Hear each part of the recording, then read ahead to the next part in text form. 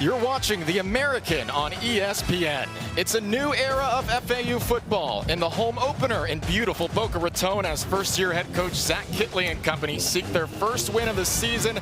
The Owls square off today against Florida A&M out of the SWAC. Welcome into Flagler Credit Union Stadium. Great to be alongside Patrick Murray. I'm AJ Ricketts. Well, Patrick, FAU head coach Zach Kittley has a reputation, scoring points in bunches. Top 10 offenses at Houston Baptist, Western Kentucky, and Texas Tech as well. Now, the season opener last week at Maryland, just 7 points, but there's still plenty of optimism here in Boca about what's ahead. I expect a lot of improvement tonight from a talented FAU roster. Zach Kittley is looking for the details to be better, more precise route running, better RPO reads, if the Owls can show their potential offensively against FAMU tonight. Well, FAU fans saw the Western Kentucky connection. Those two transfers make a huge impact last week. Quarterback Caden Veldkamp and his wideout Easton Messer. 15 completions between the two of them. That tied an FAU record dating back 21 years. Veldkamp at quarterback, he has NFL size, 6'6", 236 pounds. He's accurate, can fit it in tight windows. He's working on the mental side of the game, checking plays at the line of scrimmage. He's got his best friend at wide receiver in Easton Messer, who has great hands. Only 3 drops in his career against 113 catches. Excellent connection out of the slot. Veldkamp said him and Messer, while they were waiting for their turn at Western Kentucky, they used to envision achieving the kind of success Bailey Zappi and Jareth Stearns had there, who were setting all sorts of records. Now it's their turn to perhaps be the inspiration for future FAU stars. Patrick, for FAMU, there's talent all across this roster. Plenty of Power 4 transfers, including veteran running back Thad Franklin. It's been a couple productive years at Miami. How can FAMU get him going today?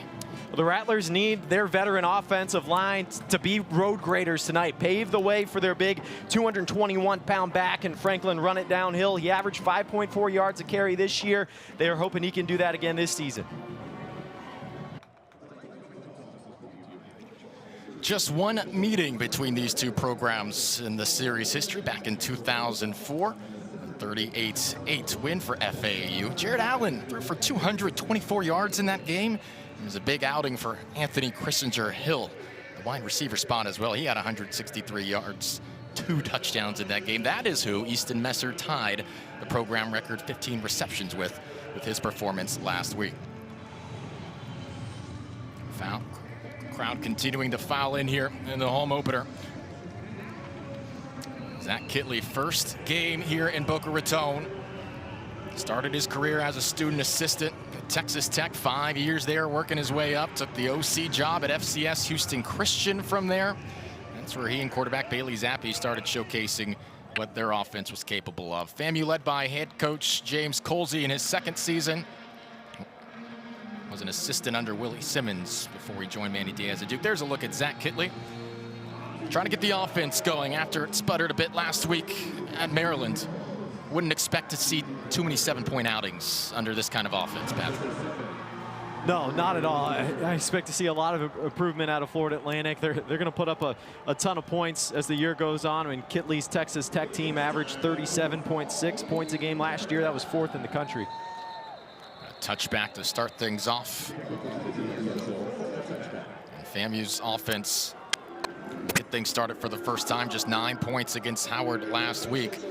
R.J. Johnson, the redshirt sophomore quarterback who transferred in from Toledo, trying to have a better outing today. Trying to get their running game going as well. Just 89 yards on the ground against Howard. Well, the run game is supposed to be the strength of this FAMU offense. They have a veteran offensive line, 3 guys up the middle that they really like, and Thad Franklin, a big back at 221 pounds. But Howard last week was stacking the box, 8-9 guys in the box to try to slow down that running game. So FAMU needs their quarterback in R.J. Johnson in his second career start to make some plays on the perimeter to open things up on the inside for that run game.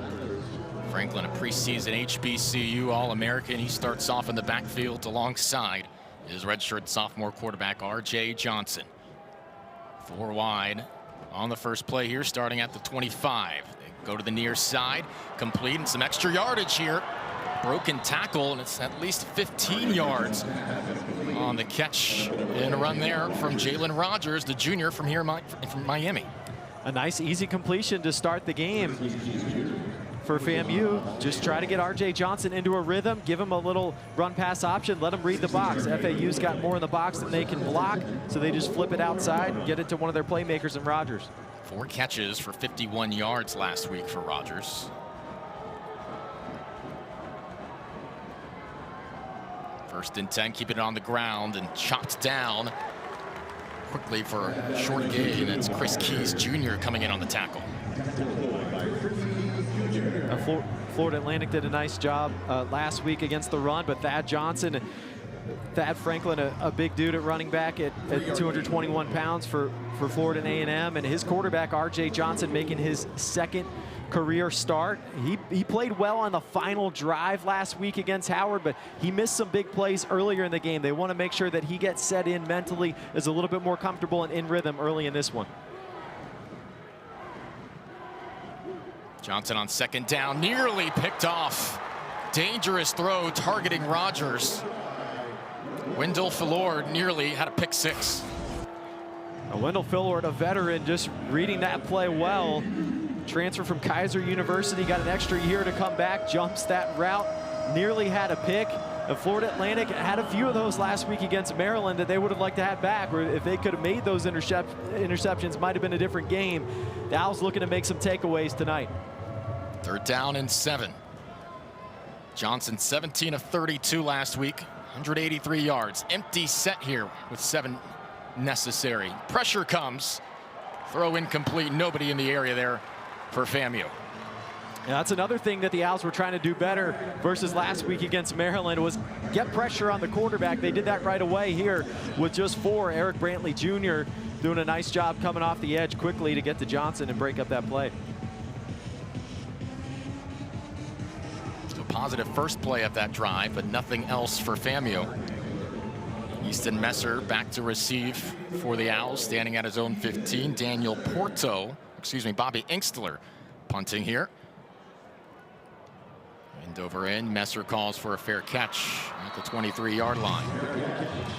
Gives us our first look today, the redshirt junior from Bowling Green, Caden Veldkamp, last year's Conference USA Player of the Year, 3,100 passing yards, 25 touchdowns against 10 interceptions. He is trying to bring that offensive production to Boca this year. Veldkamp, very talented, but he threw 4 interceptions last week against Maryland. It was a variety of issues, not just him. You got to have the receivers running their routes at the right depth. He's got to make a couple better decisions, but he knew exactly the mistakes that he made on film and exactly how to correct them, and he's looking forward to getting back out here tonight and showing what he can do. On the first play, keeping it on the ground. Gain of about 3 yards. Backfield of FAU, Jamari Sands and Xavier Terrell will be the 1-2 punch. And expect a fast tempo from Florida Atlantic. They ran 94 plays last week, the most in the country. Sands, the starting tailback here today. On 2nd and 7. Veldkamp, great pocket, still scanning. Downfield, incomplete across the 35-yard line. That's Dom Henry, the redshirt junior who transferred in from BYU. A good protection up front and a great read there by Veldkamp, going all the way through his progressions, coming to the backside and finding the open man. Right back to the line. Veldkamp off the play fake. Deep shot, looking for Messer, overthrew him. Messer had a step on his man. Just a little off target there from Veldkamp on their first deep shot of the game. The Owls going tempo there, and they got a mismatch. They got Messer lined up against a linebacker in Jason Riles, but Riles did a good job being physical to knock Messer off his route a little bit and disrupt the timing there.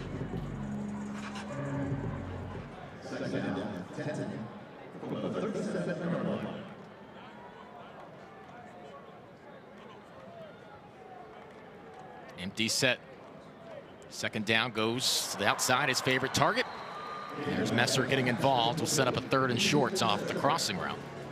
Now there's that connection. The 2 best friends, Veldkamp and Messer, they're inseparable. They transferred together from Western Kentucky, played on this field last year at the Boca Raton Bowl for the Hilltoppers, and at the same time, they were in the transfer portal looking for a place to go. And when Zach Kitley came to Florida Atlantic, they had a prior relationship with him, decided to come here and play for the Owls in that prolific offense. This is where Veldkamp ended his season last year. 3rd and short, keeps it on the ground. There's a hole, there's space. It's a foot race on the far sideline. It's Sands, a big run on 3rd and short. Owls in the red zone. A big hole on the right side of the offensive line there. Nice job by Daughtry Richardson at right tackle. Big number 78 getting a block to open up that hole, and Jamari Sands with the burst to get through it, pick up that big gain. On the left side of the screen, just a big hole opening up. Nice job by Richardson, and Sands bursting through it. 1st and 10 at the 18. Gonna bounce to the outside this time is Sands. Much better pursuit. Helmet comes flying off. A physical run there by Jamari Sands, knocking that helmet loose from Jalik Thomas. But the Rattlers do a good job of rallying to the football. Look at this hit, just lowering the shoulder, knocking the helmet off. Tough running from Sands, but the Rattlers swarm to the football. That dark cloud defense swallows them up. See Quincy Brown coming into the game for the first time, the FAU wideout. Comes in from Nicholls State. They're very high on what he can offer at wide receiver room this year. He's at the bottom of the screen, big guy. Near side to Dom Henry, turning into the football. What a catch! Touchdown, Owls. Beautiful throw, great adjustment from Henry, and a good play call as well from Zach Kitley. The Owls get on the board early. There is a flag on the field. It's a touchdown. Personal foul, roughing the passer, defense number 5. That 15-yard penalty will be enforced on the kickoff. First touchdown for Dom Henry at FAU, and a quick drive down the field there. Yeah, the big play certainly helped on that run from Sands to set him up. Now switching formations here. Wildcat look. Tossing it over the top. What a play. And give him 2. 8-0 FAU.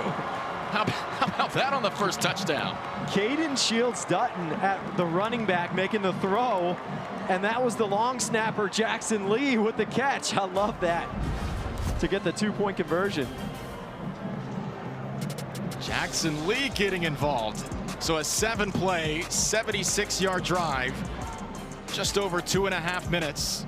Dom Henry his first FAU touchdown, and then the trickeration, the 2-point conversion. What a start at home. It's 8-0.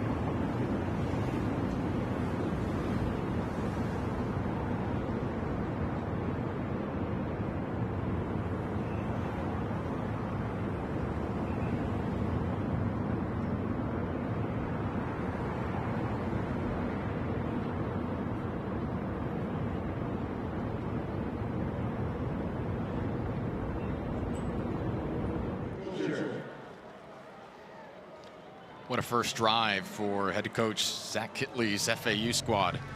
Marching right down the field. 7 plays, 76 yards, 236 off the clock. Just 34 years of age, just turned 34.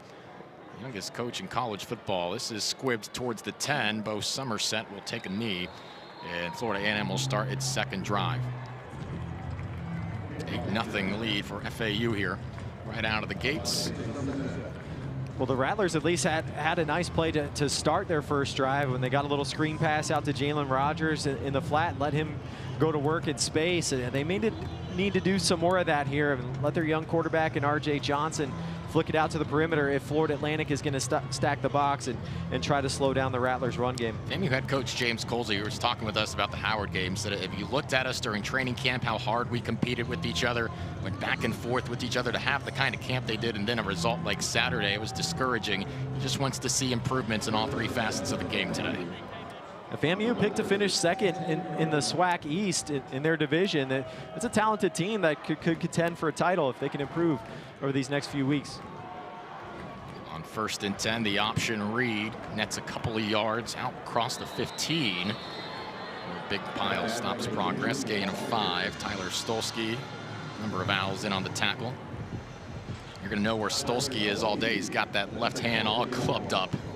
Yeah, he got some social media love for that because he batted down a pass with it last week, got that club up in the quarterback's face, and he's got a little bit of extra hand to work with there. Then maybe it'll help him out a little bit in coverage. Probably won't be able to make any interceptions, but maybe some more PBUs. That's what a linebacker should look like. Exactly. Bandaged up, clubbed up. I'm still going to play. I don't care. That's old school right there. I love it. Very close with the athletic trainers week in and week out. 2nd down and 5. This is Johnson. Steps forward in the pocket, he'll tuck. Some space to work with. R.J. Johnson slides to the 29. Using his legs, they know he can do that well. It's part of his dual threat ability. 1st down, Rattlers. Yeah, smart play there by Johnson. He didn't do that much last week, but he's got a pretty good pocket. No one open downfield, so he's able to just step up into the pocket, tuck it down, and go and move the chains. That's a good play, and when he can break the pocket with his legs, he could be dangerous. Johnson joined Toledo in 2023, spent his entire career there, watching from the sideline, sat behind Tucker Gleason, who passed for nearly 3,000 yards, was coming back to Toledo, so Johnson said, I'm going to change scenery here and fight for a starting spot. He came in camp and impressed right away, trying to move forward after a tough debut in Miami Gardens last week against Howard. On 1st down, another carry. Not much doing there. Owls surround quickly. Barber and Wilkie Denard in on the tackle. Now Florida Atlantic just stacking up the box there, looking to stop that run game. And early in the season, that seems to be the strength of Florida Atlantic, is the interior of their defensive line. I mean, Denard getting in to make the stop there, but they also like C.J. Doggett, Bryce Langston at defensive tackle.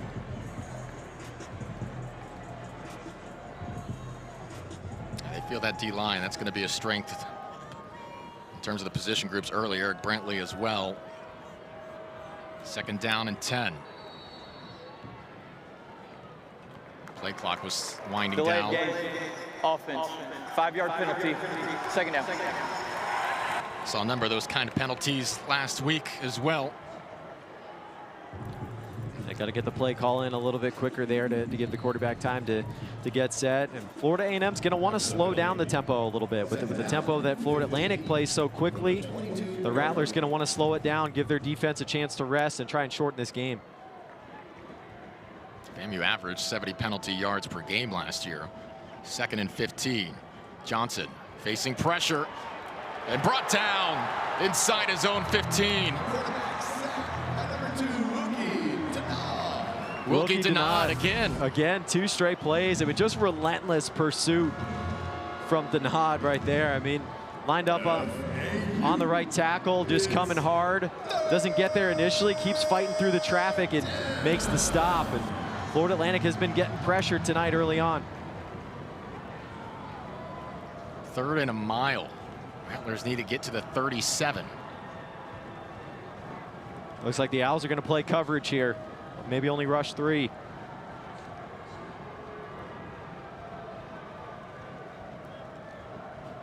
Long way to go. Johnson On the crossing routes, Kanari Wilcher speared down inside the 25. And when it's 3rd and 22, the defensive coordinator, Brett Dewhurst, says, hey, let's just sit back, make them throw it short and rally to the football. The Owls do just that. They'll get the football back to their high-flying offense pretty quickly. It was Chris Tooley, redshirt sophomore. He had 2 tackles at Maryland. His cousin played here when Lane Kiffin was the head coach. He's continuing the FAU family tradition now. 4th and 13. Messer stands at his own 35. They block it. They block the punt, and it's a scoop and score. Special teams getting it done. The true freshman, Josh Roberts, came right up the middle, blocked that one. And the Owls take it to the house. Lawrence Johnson on the score. What a big-time special teams play early in this game for FAU. Look right up the middle. Lawrence Johnson, the sophomore from Miami. All he had to do was fall on top of it. Well, Josh Roberts was able to squeak through that punt protection. The Owls just flooded it with all kinds of bodies. FAMU didn't have enough to block him. Roberts came free. Johnson gets the score.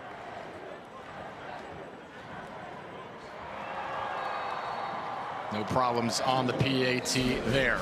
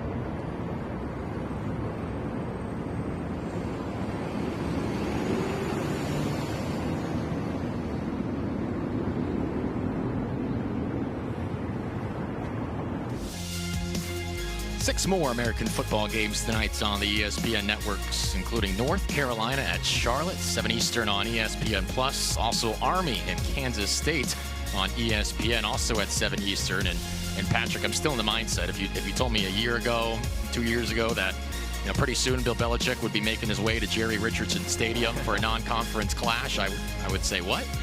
Yeah, are you sure? That's going to be pretty fun. I bet they're going to have a packed house there in Charlotte. That'll be an interesting one, especially after what happened to North Carolina against TCU on Monday. That's one they're trying to move forward quickly from. On to Charlotte, as Bill would say. Yeah, on to Charlotte. Exactly. Wilcher back to receive here for FAMU. We'll call for a fair catch.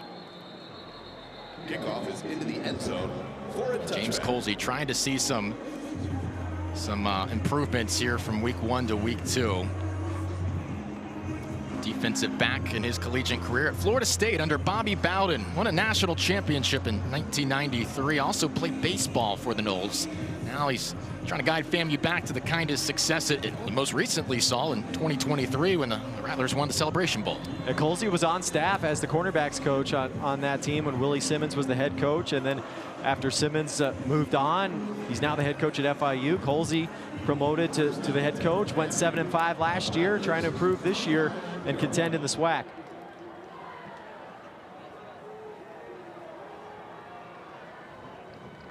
Starting this drive, it's over the head. It's over the head of Johnson. Now he scoops it inside his own 5 just to prevent any further damage. Some self-inflicted things going on here for FAMU. Yeah, a couple tough breaks for the Rattlers. I mean, you get the punt block for the touchdown, and then the next snap going over Johnson's head, but he makes the smart play. It's off to his right. He makes a smart play to just fall on it. Instead of picking it up and try to make something happen, just fall on it. Make sure that you don't give Florida Atlantic more points. Rogue snap from Ricky Taylor, the redshirt senior, who was part of that Celebration Bowl win. Keep it on the ground to Franklin's trying to get some of it back out to the 10. Chris Tooley in on another tackle. And now for the Rattlers, it's about just trying to get a few yards each play. Give your punter some space here so you don't get another one blocked. Timeout on the field for an injured player.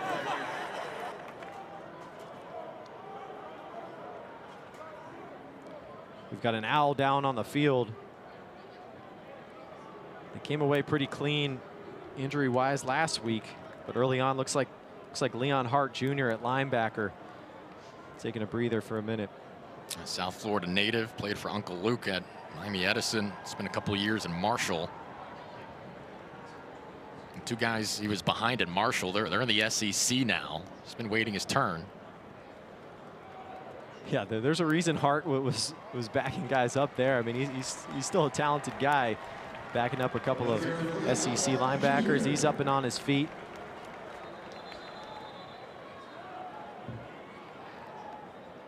Seems to be all right. Zach Kitley with an arm around him.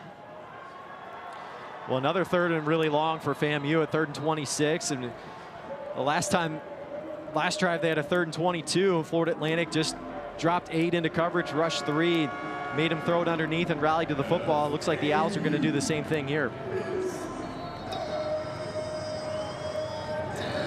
Got Jamal Haley in as the tailback. They need 26. They'll hit Haley in the flats. The 3 Owls surround and lasso him down around the 20. A good idea for Brett Dewhurst and Florida Atlantic. 3rd and 26. Nothing in your playbook to try and pick that one up. So just throw it in the flat. Tyler Stolsky does a good job of running that down, making the first hit. And now another punt coming up for FAMU, and Engstler. The previous one's got to be in the back of his head now. Keeping an eye out if Florida Atlantic's going to come after him again. Hoping for a cleaner operation here. Engstler transferred in from Arkansas State. Spent last year at Cal, the spring at Arkansas State. And that was nearly blocked again. He does draw a fair catch inside the 35-yard line from FAU. 15-0 lead for the Owls with the football on the other side. Immediate timeout on the field.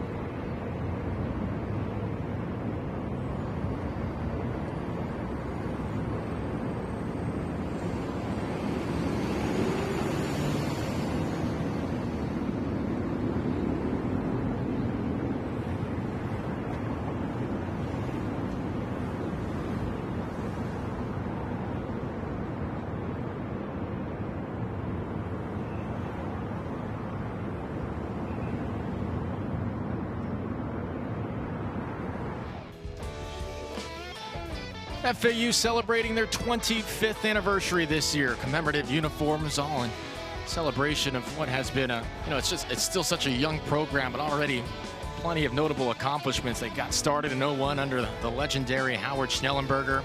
By 2007, they were Sun Belt champions, the youngest program ever to appear in a bowl game. They knocked off Memphis in the New Orleans Bowl. Of course, Lane Kiffin came in here after a lean stretch and reignited the program with those conference championships. They're looking for that same kind of success here now in the American. First down, across the 30, that's complete. So Messer, once again, just about moves the chains. A lot of success here for FAU, looking for some more moving forward. The Owls looking to get back to a bowl game for the first time since 2020, and they're going tempo. To the left side. A couple extra yards after first contact there. Jamari Sands, redshirt sophomore. And the idea with the quick tempo is, can you get the defense in the wrong position, make them not be lined up correctly? Easy check down. Sands evades the first tackle and puts a shoulder into Nayron Jenkins. To the 45 of Florida A&M. And Zach Kittley has had a ton of success with this kind of tempo, this air raid offense. And the last time he coached on this field was in 2021, offensive coordinator at Western Kentucky. And his quarterback, Bailey Zappi, broke the FBS records for passing yards and passing touchdowns in a season in the Boca Bowl. Michael Kirch in as the tight end on 2nd and short. Another throw to Sands. First down and more. Embracing contact at the end there. He gets the Owls to the 30. A little double screen there. And Beltkamp going to his left, and Sands, and a great block by 57. Jacavian Nonar, he just gets a pancake out in front of Sands to open things up for him, and then physical at the end of the run. Sands came on strong at the end of last season and 25 carries in the final 4 games of the year after just 6 carries in his first 7 games. Kind of set the stage for what his role might be moving forward. Play fake. One-on-one to the far side. That's caught. Jay-Sean Platt turning and earning first down yardage. You were talking about the tempo of Zach Kittley, his offensive style. He said, I'd probably say what I'm doing differently than most right now is still playing with that tempo. There's a lot of guys that have gone away from it. I still like to keep that pace. Particularly in that air raid tree, that Mike Leach origin of the air raid was tempo, tempo, tempo. Some air raid guys have gotten away from it. Kittley has stuck to it, and he thinks that that can give his team an advantage. Terrell in as tailback now. Beltkamp scans, pressure coming, gets it off in time. Flag flies in from the near side. FAMU brought the blitz. Beltkamp didn't feel like he was sensing that pressure, but he got the throw off. See what the flag is.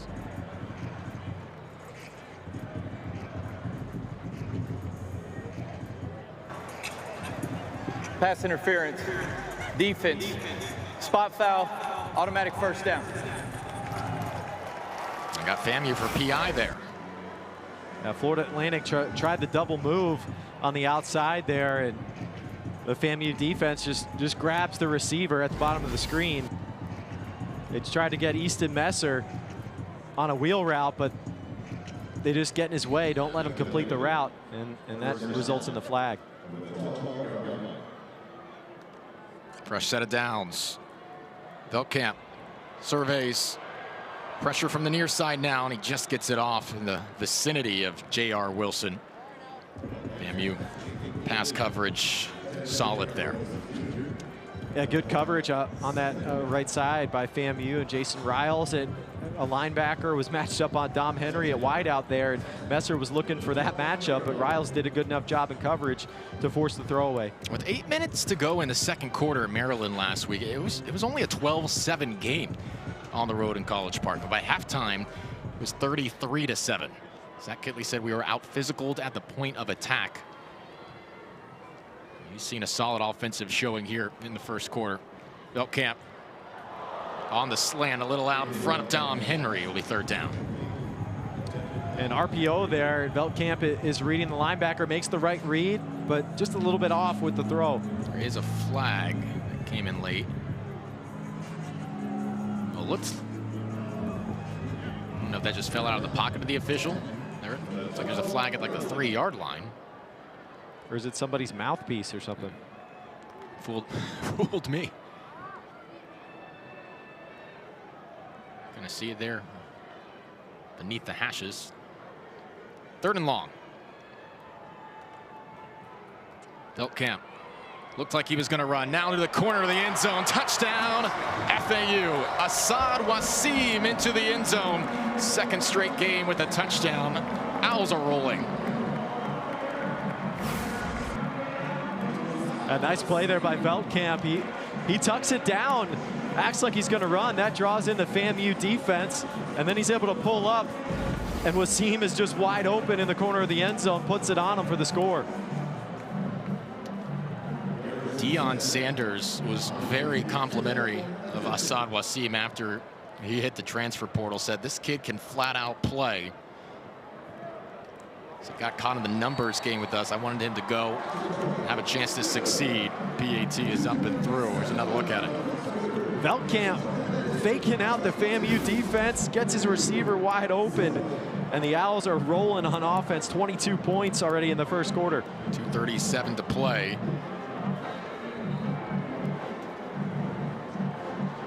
Caden Veltkamp has looked fabulous here in the 1st quarter. What's been the most impressive aspect of this FAU offense through a couple possessions? They've just made the plays that are there. I mean, Veltkamp hasn't tried to force anything. He's played within the offense, and the Owls have played much better up front on the offensive line. They've been able to open up some holes for the running game. They've got some nice play designs from Zach Kitley as well to open things up on the perimeter. I thought the dancing for the celebration was pretty solid too. And they're watching that one on the sideline right now and laughing about it, the way that Veltkamp was able to fake out the defense by pulling that one down, acting like he was going to run. Looks much more comfortable and confident here in week 2. 8 for 11, nearly 100 yards already. Well, and that's one of the cool things that started last year, is that you can have iPads on the sidelines now and be able to go back and look at the film from previous plays. Vulture will let this sail into the end zone. Tonight at 7:30 Eastern, 4:30 Pacific on ABC. Number 14 Michigan travels to number 18 Oklahoma. Big early season test for both teams. The Big Ten versus the SEC in prime time. Very much looking forward to this one. Bryce Underwood, John Mateer. Well, I want to see Oklahoma offensive coordinator Ben Arbuckle, his innovative offense. Arbuckle learned under Zach Kitley. He was with him at Houston Christian and at Western Kentucky. Then he was the OC at Washington State. Now Oklahoma brings him and his quarterback in John Mateer to try to turn around that Sooner offense. Big test tonight. Your McAfee on game day this morning talking about Bryce Underwood, how impressed he is with him. Said he's a 45-year-old, 18-year-old. First down, Johnson across the middle, incomplete, a little behind his intended receiver. How old were you at 18, Patrick? At 18, I was probably like 15. I still had some growing to do. Bryce Definitely not 45. Yeah, no, Underwood looked great in his first start. 251 yards. Brent Venables said he kind of felt he looked a little bit like Trevor Lawrence. That was a fun scene in Norman this morning. 2nd down and 10. Johnson, easy pitch and catch there, will net FAMU 1st down yardage.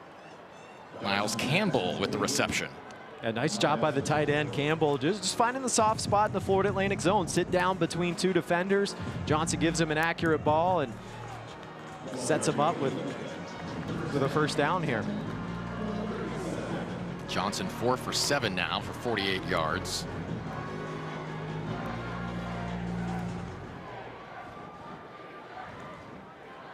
Taylor was the motion man. Play fake on the screen. It's blown up in the backfield. FAU had that covered. Therese Reed getting it on the tackle. Florida Atlantic brought the blitz, so pretty good play call from FAMU to have the screen ready, but Therese Reed just made a nice play individually, getting off his block and getting in there to make the stop behind line of scrimmage.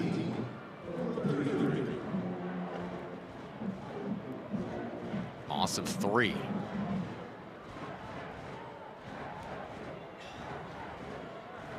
There's 42 yards of offense through 3+ drives. Pressure coming. Johnson evades. Now still scrambling. Ball popped out, and it's still loose on the field. Mad scramble for it, and finally FAMU looks to fall on top inside their own 5. The ruling on the field was a fumble recovered by the offense. 3rd down. Ricky Taylor was eventually able to track it down. Well, Leon Hart had the initial pressure there for Florida Atlantic coming on the blitz from his linebacker spot around the edge. He flushed Johnson, and Johnson just got to hold that ball there instead of trying to throw it away. It got knocked out. Batiste was the one that dragged him down, and as he's trying to throw it away, it just falls out the back pocket. That looks like a fumble to me. You got an oblong-shaped ball. It can take some funny bounces sometimes, but good job by Ricky Taylor to get on it. And now your casual 3rd and 44. On the sweep here. Make it a little easier to punt it away. FAMU continuing to go backwards. Devin Marcelin in on the tackle. Well, Florida Atlantic has come after the last 2 punts from FAMU. They blocked the first one. Josh Roberts blocked it, and then Jayshon Platt was inches away from blocking the second one. So I have to keep an eye out here to see if they want to come after this one again after the break. As good a quarter as FAU could ask for. 22 points out of the gates. And the Owls offense looks reignited after a 7-point output last week. We're through 1 quarter in Boca Raton. FAU and FAMU.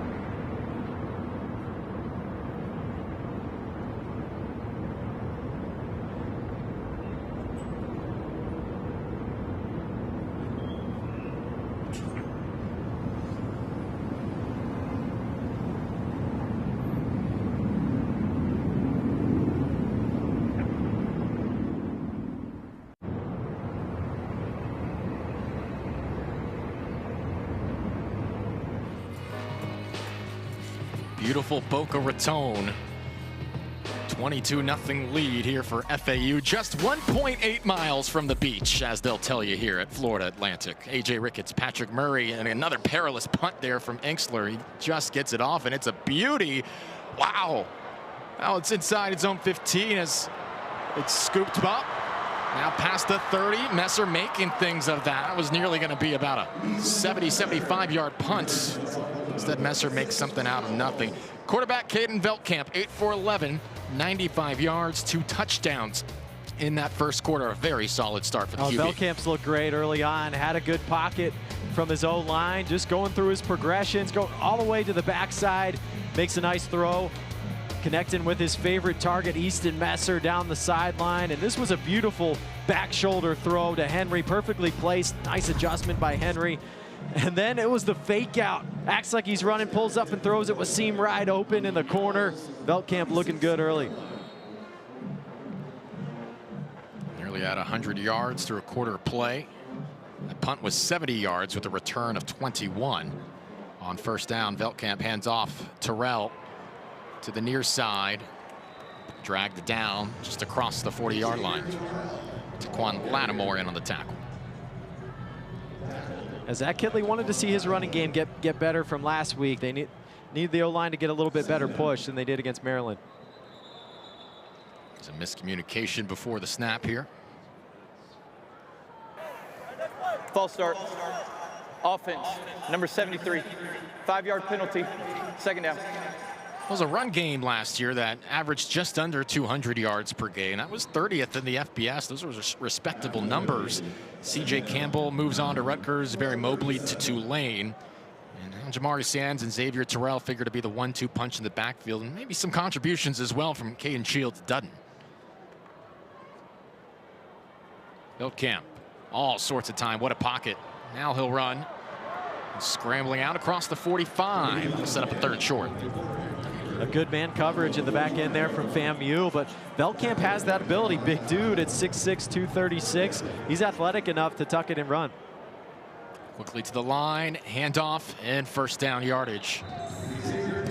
Xavier Terrell upended, moves the chains. As Zach Kittley was talking about, his QB said he's just a pro. When you have a guy that lives it, breathes it, I think that helps your team go a long way. And that previous play is a great example of how the tempo can help you. You got a third and short, just line up right away. The defense isn't set. You pick up an easy first down.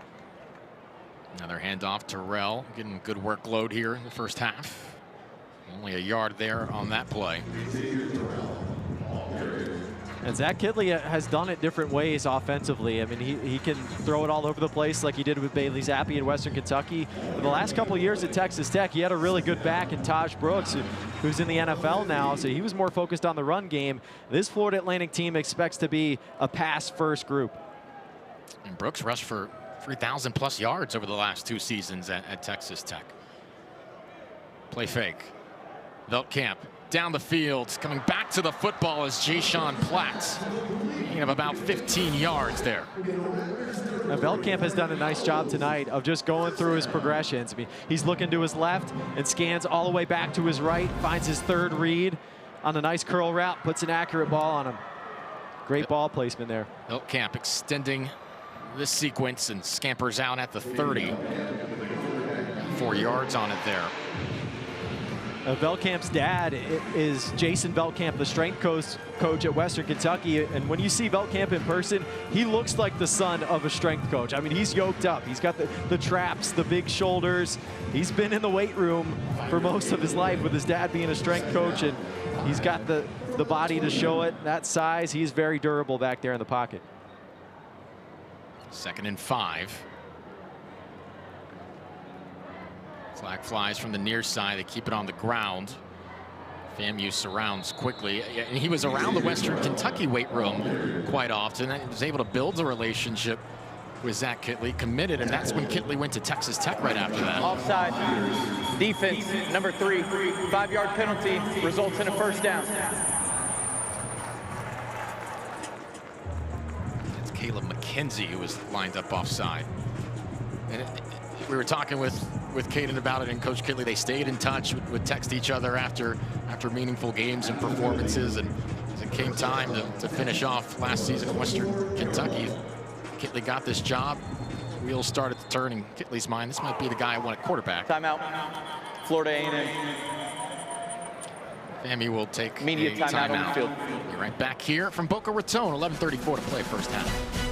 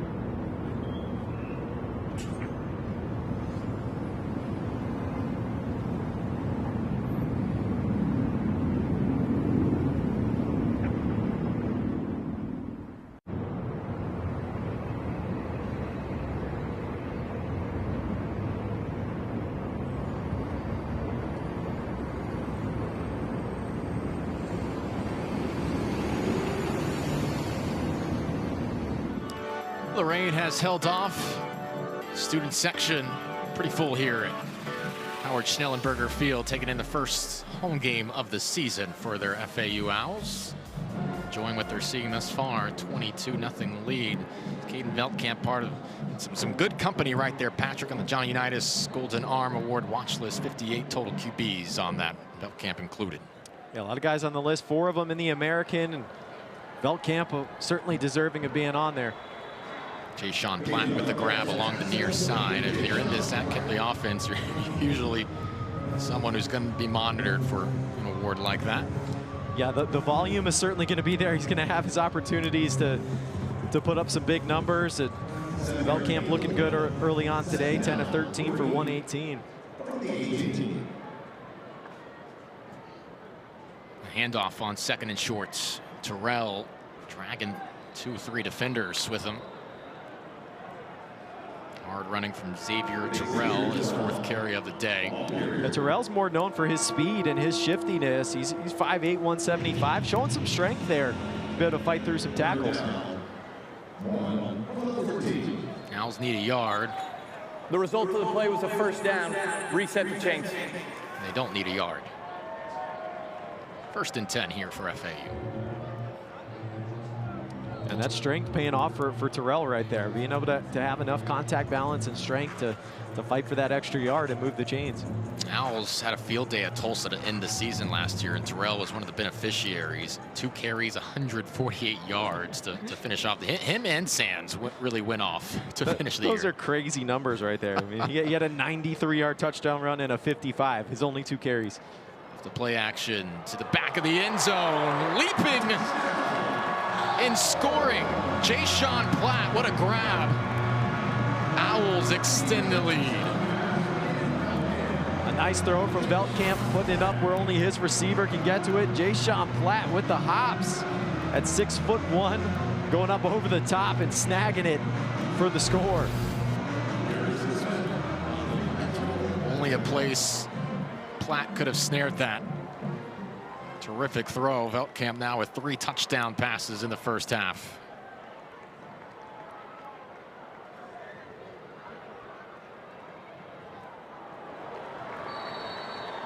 BAT is up and good. Only had 4 catches for 38 yards last year, did Jay Sean Platt. He's going to play a bigger part in the Owls season this year. 29-0.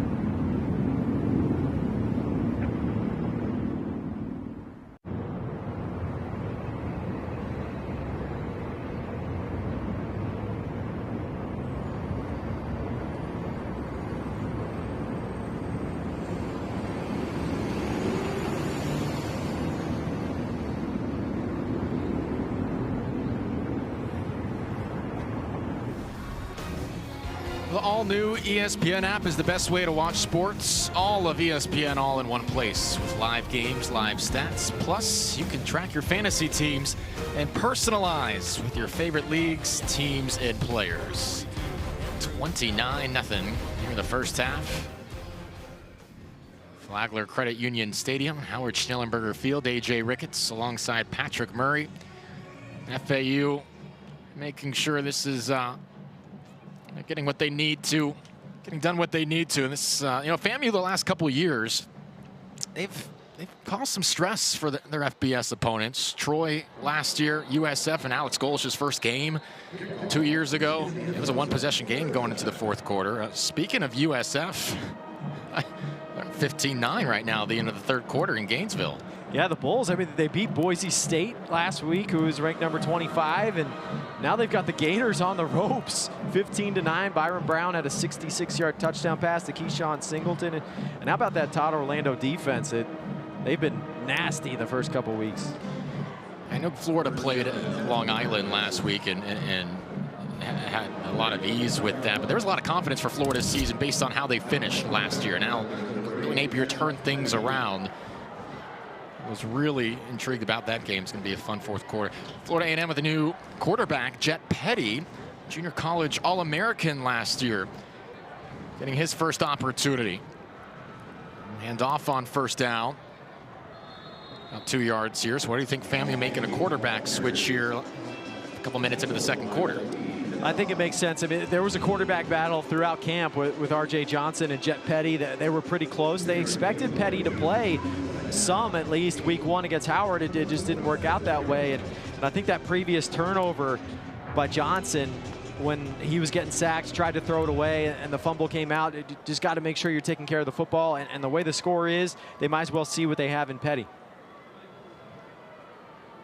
on second down. Over the top to the outside. Not a bad throw, but better defensive coverage there on the far side. Marius McGee in coverage, 3rd down and 8. And McGee with a really nice job there, and a good ball from Petty, but McGee swats it away. And he's a guy that came in really late as a transfer out of Kansas. Came in just 3 weeks before camp, so he's still trying to pick up the playbook defensively, but Florida Atlantic really likes his ability on the outside of corner. I said McGee's done a heck of a job. Love his attitude and work ethic. 3rd down and 8. Petty has a pocket. Down the field, off the hands of Phil Ord. 4th down upcoming. He's been in the area a couple of times here today. Good coverage as Petty is trying to make things happen on his first drive. And that's 2 today for Phil Ord that he's gotten his hands on. Almost had the pick. The veteran transfer from Kaiser University, won an NAIA national title. And almost had another pick there, but just blanket coverage from Phil Ord. And Jay-Sean Platt has been inches away from blocking the last 2 punts here for Florida Atlantic. And keep an eye on it here. He's number 3 in the middle.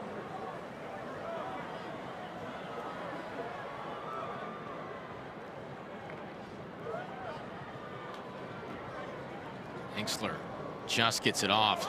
You could tell he was trying to get that away quicker. He's taken to the ground after that punt. One of his blockers went to the ground. Looks to be okay. What a first half here for the Owls. 200 yards of offense, 132 through the air, 68 on the ground, 14 first downs, everything going to plan. Yeah, they've gotten some big holes open up by the O-line. Some nice throws from Veldkamp. 3 touchdowns to 3 different receivers. Platt, Henry, Wasim, all with touchdown catches. And they had the block punt as well. That was a big one. Veldkamp 11 for 14, 132 yards. Jamari Sands has 41 yards on the ground, averaging 10.3 yards a carry. They're trying to keep this thing going. They've scored every drive. They motion Messer, toss it to him. Looking to get wide. Messer now cuts at the hashes. 16 yards on first down for Easton Messer. Jason Riles on the tackle. Messer's fast and he's shifty. Just get him the ball in space. Let him go to work.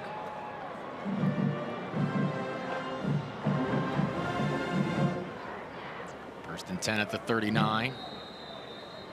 About 5 yards on the handoff. There's a flag on the play. Sands was the ball carrier. I think that was just a mouthpiece again. I think some of these mouthpieces are the color of the flag, and they keep falling out. That's exactly what it was. 2nd and 5. Sands again shifts left, pushing the pile. It's close to first down yardage. Well, Florida Atlantic's gotten a much better push up front this week on the offensive line. They're only able to rush for 77 yards last week against Maryland. Needed a little bit more physicality from the front 5, and they've gotten that today. Once again, quickly to the line. Sands cuts left, open space, makes the defender miss, and he's still on his feet inside the 20. Hard running by Jamari Sands, showing off the moves. I love that from Sands. Shifty run, gets a nice block from Jacavian Nonar, his left tackle. Opens up the edge for him, and then just showing the moves. Already has more yardage than he had the entire game against Maryland. Fake to him this time. Veldkamp to the end zone, trying to squeeze it in a tight window there. Incomplete. And they tried to get Platt and Messer on a scissors concept. You got a post, you've got a corner, they're crossing each other, and they didn't quite get FAMU out of position like they hoped to, and Veldkamp still tried to stuff it in there. Maybe should have just thrown that one away. Terrell will come in here for Sands. Second down, 10 from the 18. It's a high confidence throw though, trying to squeeze it in that tight a window. He's got all the confidence because he can make that throw, but just didn't that time. Veldkamp, one-on-one coverage, looking for Platt near side. And flags fly. Multiple officials. This looks like it'll be PI. Yeah, TJ Huggins being physical in his coverage, and Platt was trying to get that left arm free. Pass interference. He could not. Defense, number 21, 15-yard penalty, automatic first down. Huggins is running with Platt, and Platt has a half a step on him. He's grabbing his jersey, tries to throw it back shoulder, and Platt couldn't get flipped around quick enough because of that tug on the jersey with the right hand. First down. Huggins, the Miami native, by way of Tulane. Too much jersey there, and it's 1st and goal at the 3. Heavy along the line. Beltcamp will throw. Across the middle, back of the end zone, Dom Henry held on. What a catch by Dom Henry. Whoa. Touchdown. Wow. My jaw is on the floor right now. That was an incredible play. The throw from Beltcamp behind the defender's back, and the concentration from Dom Henry with the defender all over him to see that ball, get the hand out there and reel it in. What a play. On for the extra point attempt. And he had to get the foot down too, and he did. The left foot in the end zone for Dom Henry. That is incredible. They're taking a moment to confirm here. And they'll roll on. Yep, that counts. He got the foot down. What a catch by the redshirt junior from St. Augustine. PAT is up and through. How about Dom Henry bringing this one in? Oh, and talk about a confidence throw from Caden Beltcamp. Says, I don't care if Henry's covered. I'm putting it out there. He's going to make a play. He does. One-handed snag.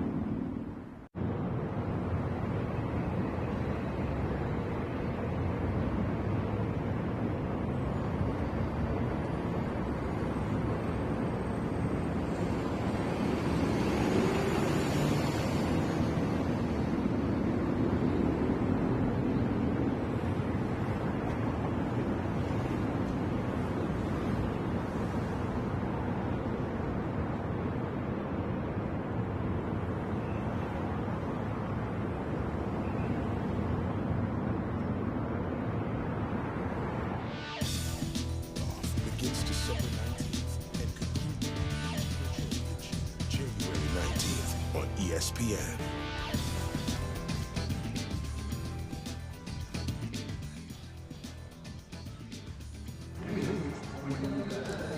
Welcome back to Boca Raton All FAU thus far, 36-0. Our score, A.J. Ricketts, Patrick Murray. It's having a lot of fun here in this home opener. A bit of disappointment last week. I think some folks around the program thought they could go up there, really put a scare in Maryland or more. And the turnovers proved very costly, but it's been perfection thus far. And what a throw, what a catch, what a game thus far from Veldkamp and Dom Henry with that latest touchdown. Oh, fantastic play. Dom Henry, number 9 on the left side of the screen. And what a beautiful throw from Veldkamp. Great placement. And then the one-handed snag from Henry. Not only the catch, but then he had to get the foot down too. Gets that left foot down in bounds. Just great body control, great hands by Dom Henry. And he's looking at the ref after, waiting for the call. He was so pumped up. I mean, the sideline was going crazy for that play. And that's got to be a Sports Center top 10 nominee. You just see plays like that, and you wonder, how was he not part of the rotation last year? How was he only have 6 catches for 80 yards? Yeah, I mean, Henry led the state of Florida in receiving in high school in 2021 at Nice High School, same high school that Tim Tebow went to. 1st and 10. Petty hands off left side of the line for a gain of 1. Yeah, it didn't work out at BYU for whatever reason. Only played in 1 game over 2 years there. Comes this FAU program. Showed some flashes, but not part of the rotation under Tom Herman. But now it looks to be very clear, at least from what we've seen the first 2 games, what we've seen in the first half here today, where he catches 37 yards, 2 touchdowns. It's going to be a factor for FAU. And that was receivers coach DJ McCarthy showing him the replay on the iPad there. They had a good laugh about that one. Petty backpedals out of play. Yeah, I'd say, coach, don't put away the iPad. Let me just keep looking at that. Yeah. Let me look again. Yeah. I'm gonna stay right here if you need me. Watch that one a Yeah. few more times. Keeps you feeling good. But another 3rd and long here for FAMU, and mostly it's 3rd and long. Officials timeout for injury. It's Leon Hart. No, not, excuse me. Of course, Leon's on. It looks like Nayron Jenkins. Beg your pardon, yeah. Leon was hurt earlier. We'll walk that off.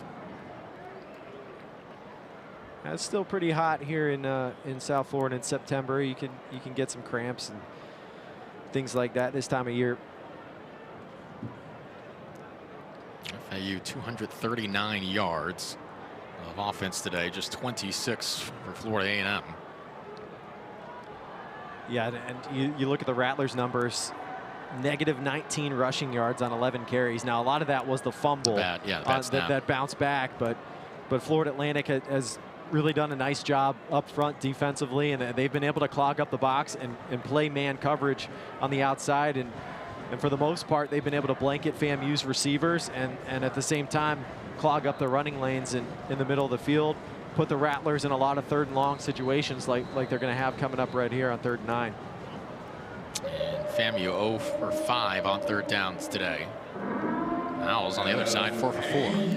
And that was one thing that defensive coordinator Brett Dewhurst talked to us about this week, was winning 1st down is important. I mean, when the Owls had their good sequences against Maryland last week, it was because they were winning 1st down and keeping the Terps behind the sticks. They've done that tonight against the Rattlers.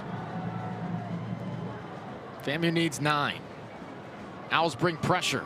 Petty gets it off. The throw behind Jalen Rogers. If he led him there, it would have been a big gain on 3rd and long. Now, Rogers might still be running if Petty puts it in front of him. But a tough spot. You see all the pressure coming from Florida Atlantic. They bring the all-out blitz. Petty stays poised enough to get the ball out, but can't put it accurately on Rogers.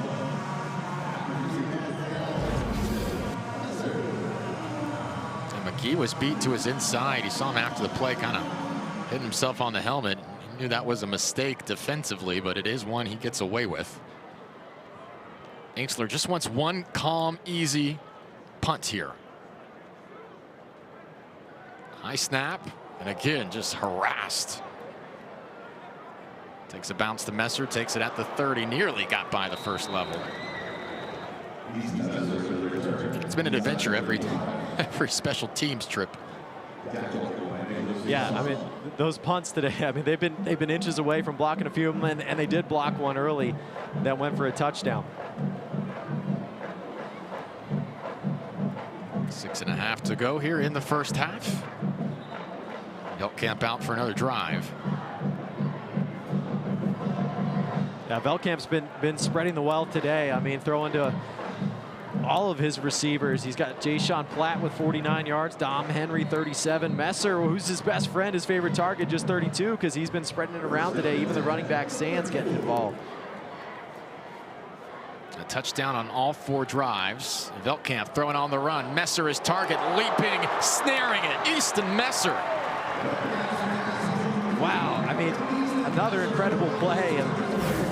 Easton Messer with a great adjustment, and that's that kind of trust that you have between best friends. Veldkamp breaking the pocket. He sees Messer out there. He's covered, but he trusts his best friend to make this play. Let me just put it on his back shoulder, and what an athletic move by Messer to flip around and make the grab. It's a Louisville native. Louisville wanted him out of the portal, but Messer wanted to play another year with Caden Veldkamp. Deep down the middle of the field. He's got leverage on him, trying to make another play. Back of the end zone. Just falls incomplete. He's targeting Dom Henry again. Oh, yeah, Henry's open right there. I mean, the corner was playing outside leverage, so the inside's open up. Easy route for him on the post, but Veldkamp led him just a little bit too much. Top of the screen there. Henry gets wide open because of that outside leverage. Runs a great route. Just a little bit too far from Veldkamp.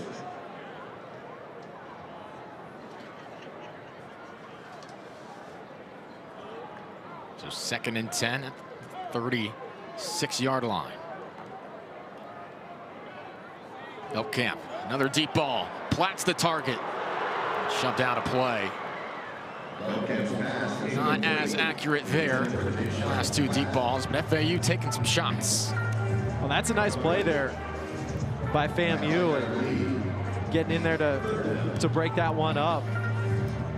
Taquan Lattimore doing a good job in coverage, and a good ball from Veldkamp. Platt was up to make the grab, but Lattimore just got the hand in there and broke it up.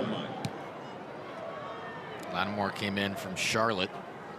Also spent time at Georgia Military College. Is impressed since getting into Tallahassee. 3rd and 10 now. Veldkamp with pressure from the middle. On the crossing route, Wasim gets a couple extra yards and still dragging a couple FAMU defenders with him. Gets it within 4th and 2. Well, Zach Kitley went for it 9 times on 4th down this week. And it looks like they're going to go for it again right here. He likes to be aggressive.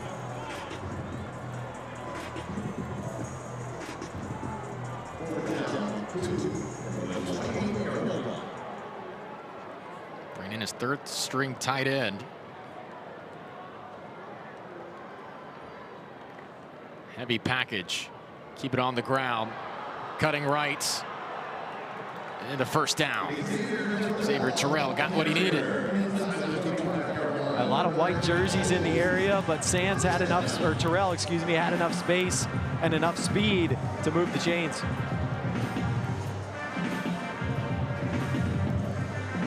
Reed McKeska getting some of his first snaps. Yeah, Michael Kirch, the tight end out of Cincinnati, making a nice block on that play to open up some space.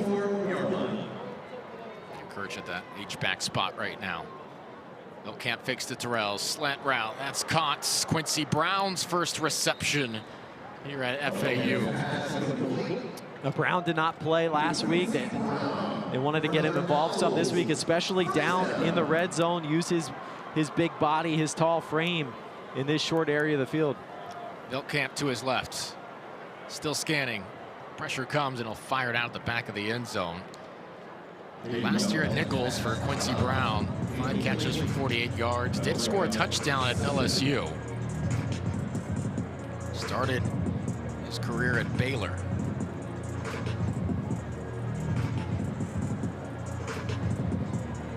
More minutes to go, first half.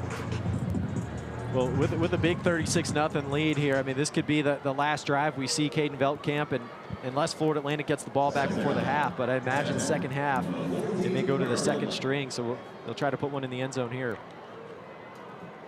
Terrell McCary shimmies back inside, dragged down by the ankles at the 12. 6 carries, 20 yards for Xavier Terrell in the first half. Now he's not wasting any time. Well, Veldkamp's favorite target, Easton Messer in the slot at the bottom of the screen.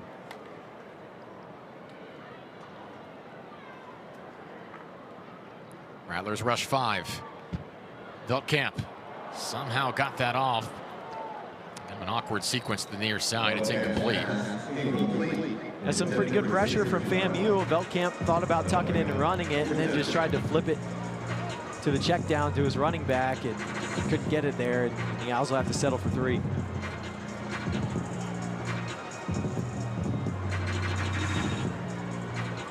Harrison Smith on the 29-yard field goal attempt. So Harrison Smith out for the field goal, 29 yards. Good snap and hold. A clean operation there. FAU tacks on the lead to make it 39-0 with 3:18 left to play. A smooth operation offensively for Florida Atlantic. Putting another good drive together. 9 plays, 55 yards. Tomorrow morning on Sunday, NFL Countdown, before Aaron Rodgers makes his Steelers debut against the Jets. Live pregame coverage and analysis from New York. Sunday NFL Countdown starts at 10 a.m. Eastern on ESPN. Football back. How about the Chargers getting the win last night in Brazil, upsetting the Chiefs? I guess you can call it an upset, right? Yeah, that was a lot of fun to watch. 56th season of Monday Night Football kicks off in 2 days. The Vikings and Bears, 8 Eastern, 5 Pacific on ESPN, ABC, ESPN Deportes, and the all-new ESPN app. With Peyton Eli back on ESPN2 as well. Coverage begins with Scott Van Peltz, the Monday Night Countdown crew at Soldier Field at 6 Eastern. You got J.J. McCarthy making his debut, right? Just 30 minutes east of his hometown against first-time head coach Ben Johnson, division rival. This will be fascinating.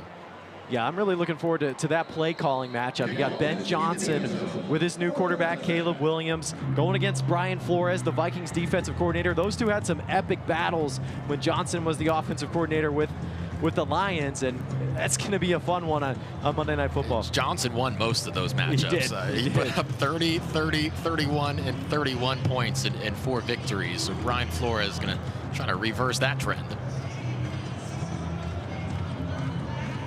Football everywhere.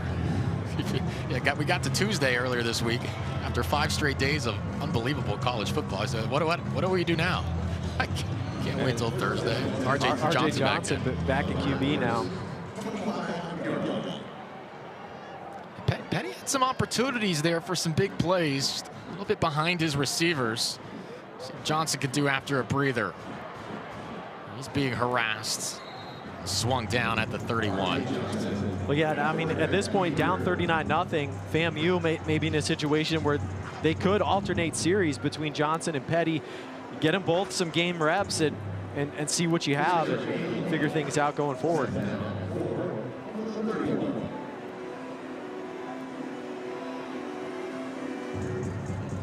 the coaching staff said, Petty just didn't necessarily have enough time in the system when he got here. May have been different if he got there 4 weeks earlier.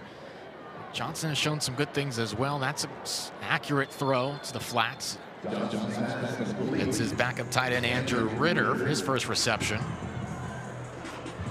Yeah, a lot of eye candy there. You get the motion coming across, trying to get the defense moving, and then a little run pass option on the edge and give the tight end some space.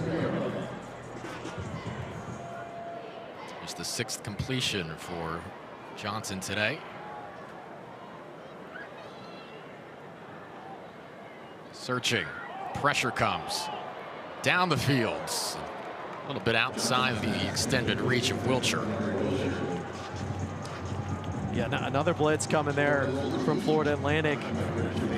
Bringing the linebackers right after him, and Johnson a little bit of traffic in his face, but able to get that ball out, give his receiver a chance to make a play, but good coverage on the back end from the Owls.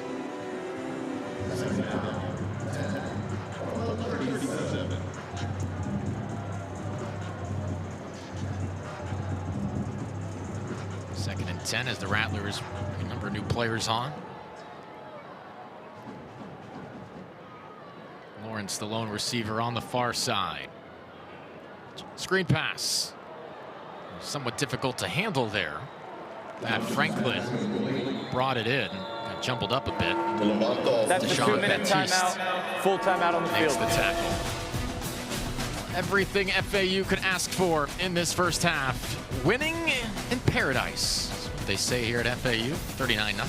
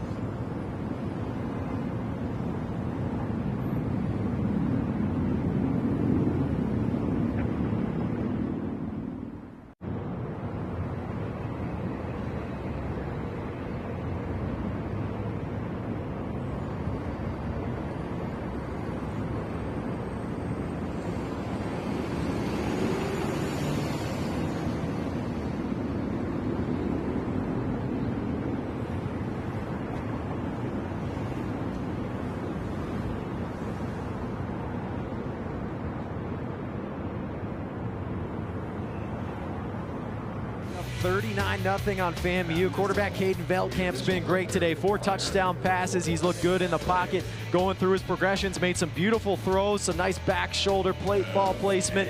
He's shown the running ability as well, and the threat of the run can open up the pass sometimes. Some beautiful balls from the QB, Caden Veldkamp, this week. And his numbers today, 16 of 24, 198 yards and 4 touchdowns. 4 picks last week against Maryland, 4 touchdowns today against FAMU, much improved. Rattlers go to Jamal Haley on the wheel routes out of the timeout, who secures first down yardage. But to your point, Patrick, absolutely, what a difference a week can make. And look, there's certainly hopes that this will be kind of the norm against conference teams, but they'll take it seeing for the first time. FAMU getting their running back open out in the flat there. Some confusion in the FAU defense.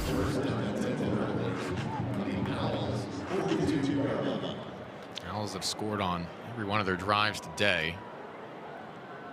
It's been a punt on every drive for FAMU. Johnson searching for any sliver of space. Got bodied by Josh Roberts. A good call from FAMU offensive coordinator Henry Burris. Move the pocket. I mean, they've been getting a lot of pressure. Florida Atlantic's been bringing some blitzes. Move Johnson off his spot. Let him use his athletic ability out on the edge. There was a positive in that game against Howard for Johnson, and he did not turn the ball over.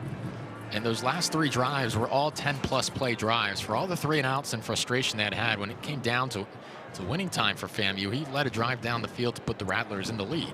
Yeah, Johnson made some nice throws on that final drive to give him a chance. Lost the pocket quickly there. Take it down right around the line of scrimmage. Timeout. Florida Atlantic.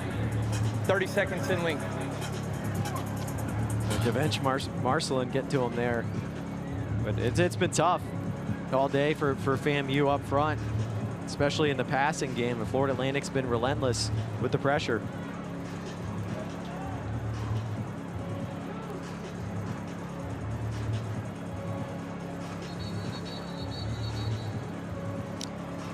The all-new ESPN app is the best way to watch sports. All of ESPN all in one place. Live games, live stats, plus you can track your fantasy teams and personalize with your favorite leagues, teams, and players.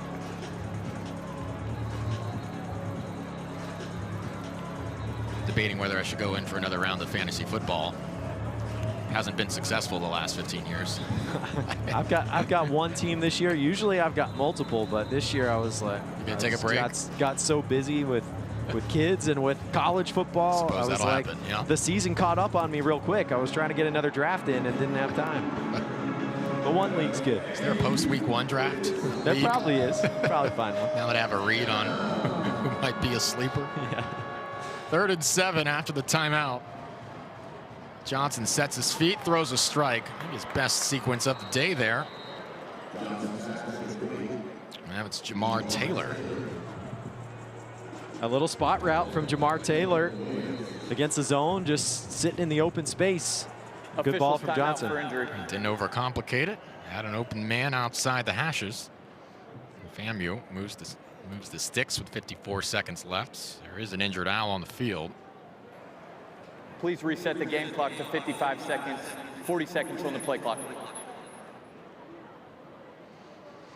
I mentioned how FAMU had been competitive in these games the last couple years. They were down 1 score in the 4th quarter at USF 2 years ago. And that wasn't a fluke. They outgained Alex Golish's USF squad that day. Put up 400 yards of offense on them. They deserved to possibly win that game. And then last year, they were blown out against Miami, but were only down 9 in the 4th quarter at Troy last year. Here's a look at that hit. Oof. Yeah, Chris Keys just catching a helmet to the shoulder. That's gotta hurt.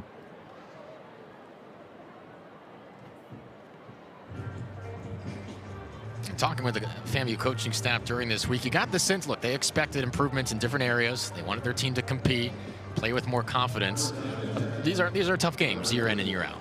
Yeah, it's always tough coming up from the FCS level to play against an FBS opponent, but a good opportunity for the Rattlers here to try to get on the board, get some confidence, some positive momentum into the locker room. Great chance for points. Off the double pump. Johnson going deep, has a man out of the hands. Jalen Rogers is pretty close to a touchdown.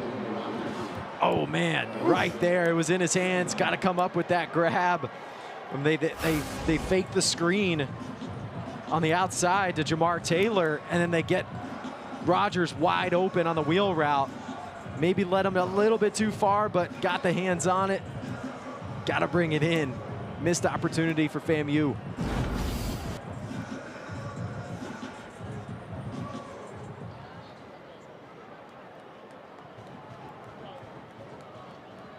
Second and 10. Johnson taking another shot down the field. This one didn't have a chance. Just trying to give Rogers another opportunity. Yeah, Rogers looked like he pulled up at the end there, maybe a little cramp or something. And it looks like he's going to head to the sideline. But another 3rd and long coming up here for FAMU. It'll be interesting to see what Florida Atlantic does. I mean, early in the game, they were playing coverage, only rushing 3. They've brought the blitz at times lately. Let's see if they want to heat up Johnson here and bring some pressure.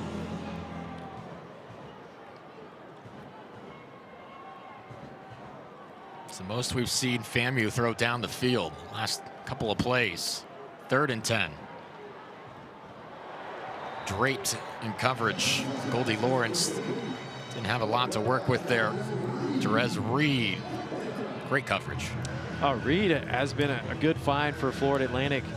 The transfer out of UTEP. He had a good game last week against Maryland, and just fantastic coverage there all the way around for the Owls. Reed was on the 3rd string when he joined the program in April. His first 3 seasons at Grand Valley State, and may have gotten away with a little bit. Yeah, I'd say that's a missed PI right there. He had the right hand wrapped around the arm of Lawrence. But if you're a DB and you can get away with that one, you're gonna take it. Daniel Porto from the right hash looking to get FAMU on the scoreboard. This is from 45. That line drive is wide and short. I think the Owls got a piece of that one. Yeah, FAMU had one blocked last week. A little bit of a low kick there. The Owls had a block punt earlier and get a piece of that field goal too.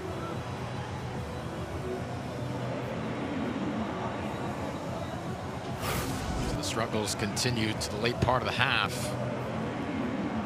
Porto's got a leg. He's hit from 53. FAU special teams. Jay-Sean, or that's Jay-Sean, Derek Rogers that got in there around the edge. Almost got a piece of that. And then I think someone coming up the middle got the hand up and nicked that kick.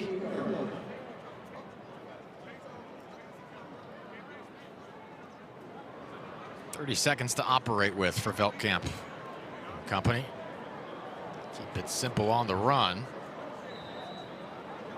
About 7 yards. Veldkamp getting one more drive here, going tempo.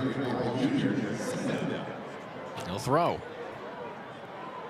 Veldkamp just shovels it forward to Sands. And able to get out of bounds after shaking off the tackle of Jason Riles. 6 seconds left. Now Florida Atlantic looking like they want to get some practice here at what a 2-minute drill situation looks like in live game reps.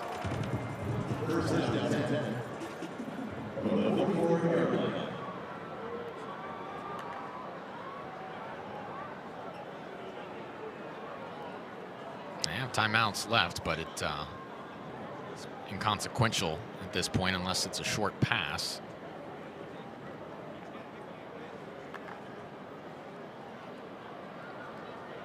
A couple checks here at the line from Veldkamp. And that will get them to the 32. The time will expire on the half, one in which was pretty much perfect for Florida Atlantic. Points on every full possession.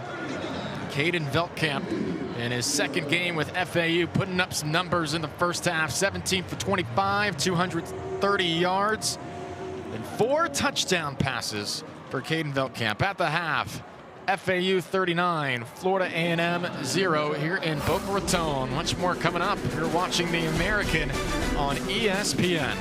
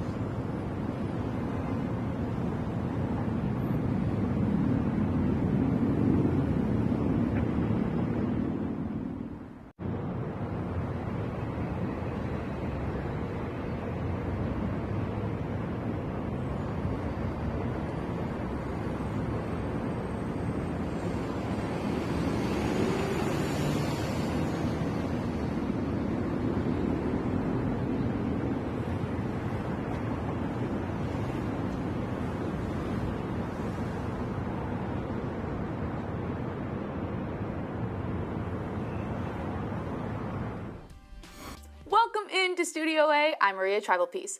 Football is back, and all 14 American Conference teams were in action this past week, so naturally, we have some top plays featuring the pigskin.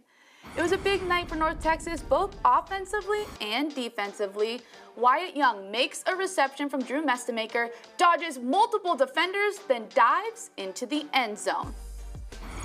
The Army Black Knights were looking to get into a groove offensively. Brady Anderson says, "I'm going to help you out with that." Here he is, diving backwards to make the catch. It wouldn't be a week of top plays without mentioning Memphis women's soccer. Here they are taking on Mizzou. Ai Kitagawa, we've heard her name plenty on top plays. She finds the back of the net. You always hope that your teammate has your back, and the Tulsa Golden Hurricane put that into action. Kevin Thollinger sprinting in, helping his buddy out to make a save. You have to pay close attention here in play number 1. It looks like that South Florida is going to punt the ball, but Lachlan Hewlett, he throws the pass, finds Keyshawn Singleton, who runs it in for a touchdown. We have a bonus play for you here this week, and this is why we needed to add it, because punters are people too. Angus Davies for Tulsa, an 80-yard punt. Oh my goodness. If you see a top play this week, make sure you use the hashtag American Top Plays. Keep it right here. We have more action for you on ESPN+.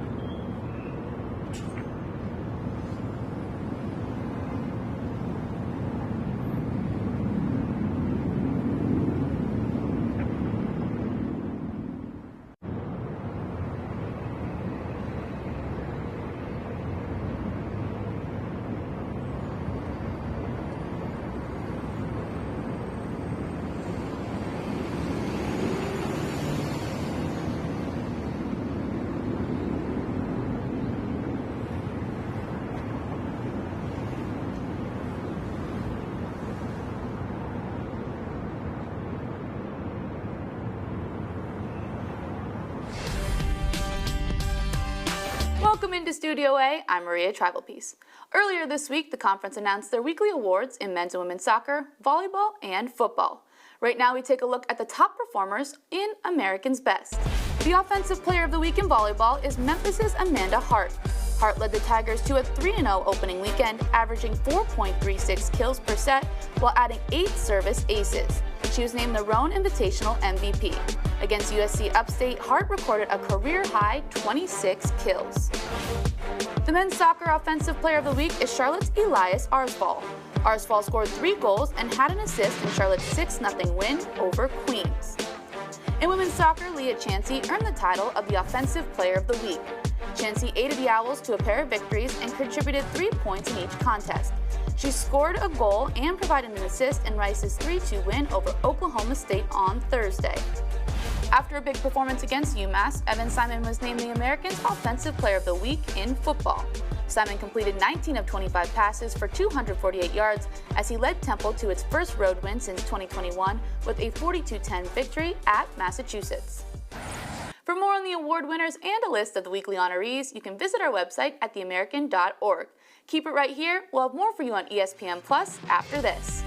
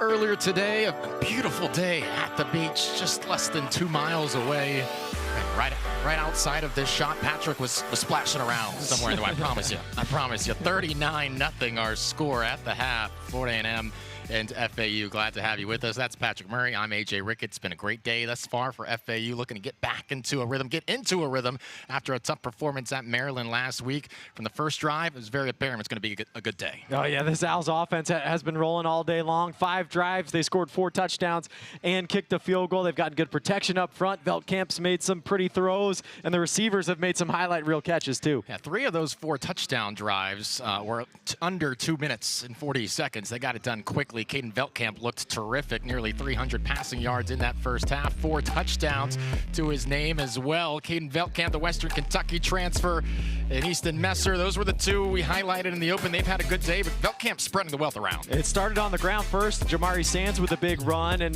then Veldkamp with a pretty throw and a nice catch by Dom Henry. Special teams getting involved too. A block punt, touchdown. Veldkamp faking out the defense, acting like he's going to run, hits it a wide open receiver, and the receiving today has been fantastic from the Owls in the end zone. A guy like Dom Henry, who last year only had a couple of catches. He had 2 touchdowns in that first half, highlighting a prolific offensive effort. As you see the number there, the rushing yardage for FAMU a little skewered with the issues on the snap, and it happened to go back nearly to their own end zone to fall on top of it. But regardless, it's been a dominating performance. Dominant all around for Florida Atlantic. All 3 phases: offense, defense, and special teams.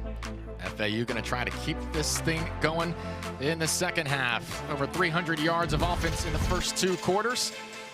Beautiful day in Boca Raton for football. The Owls home opener under head coach Zach Kittley. Much more coming up after the break here on ESPN+.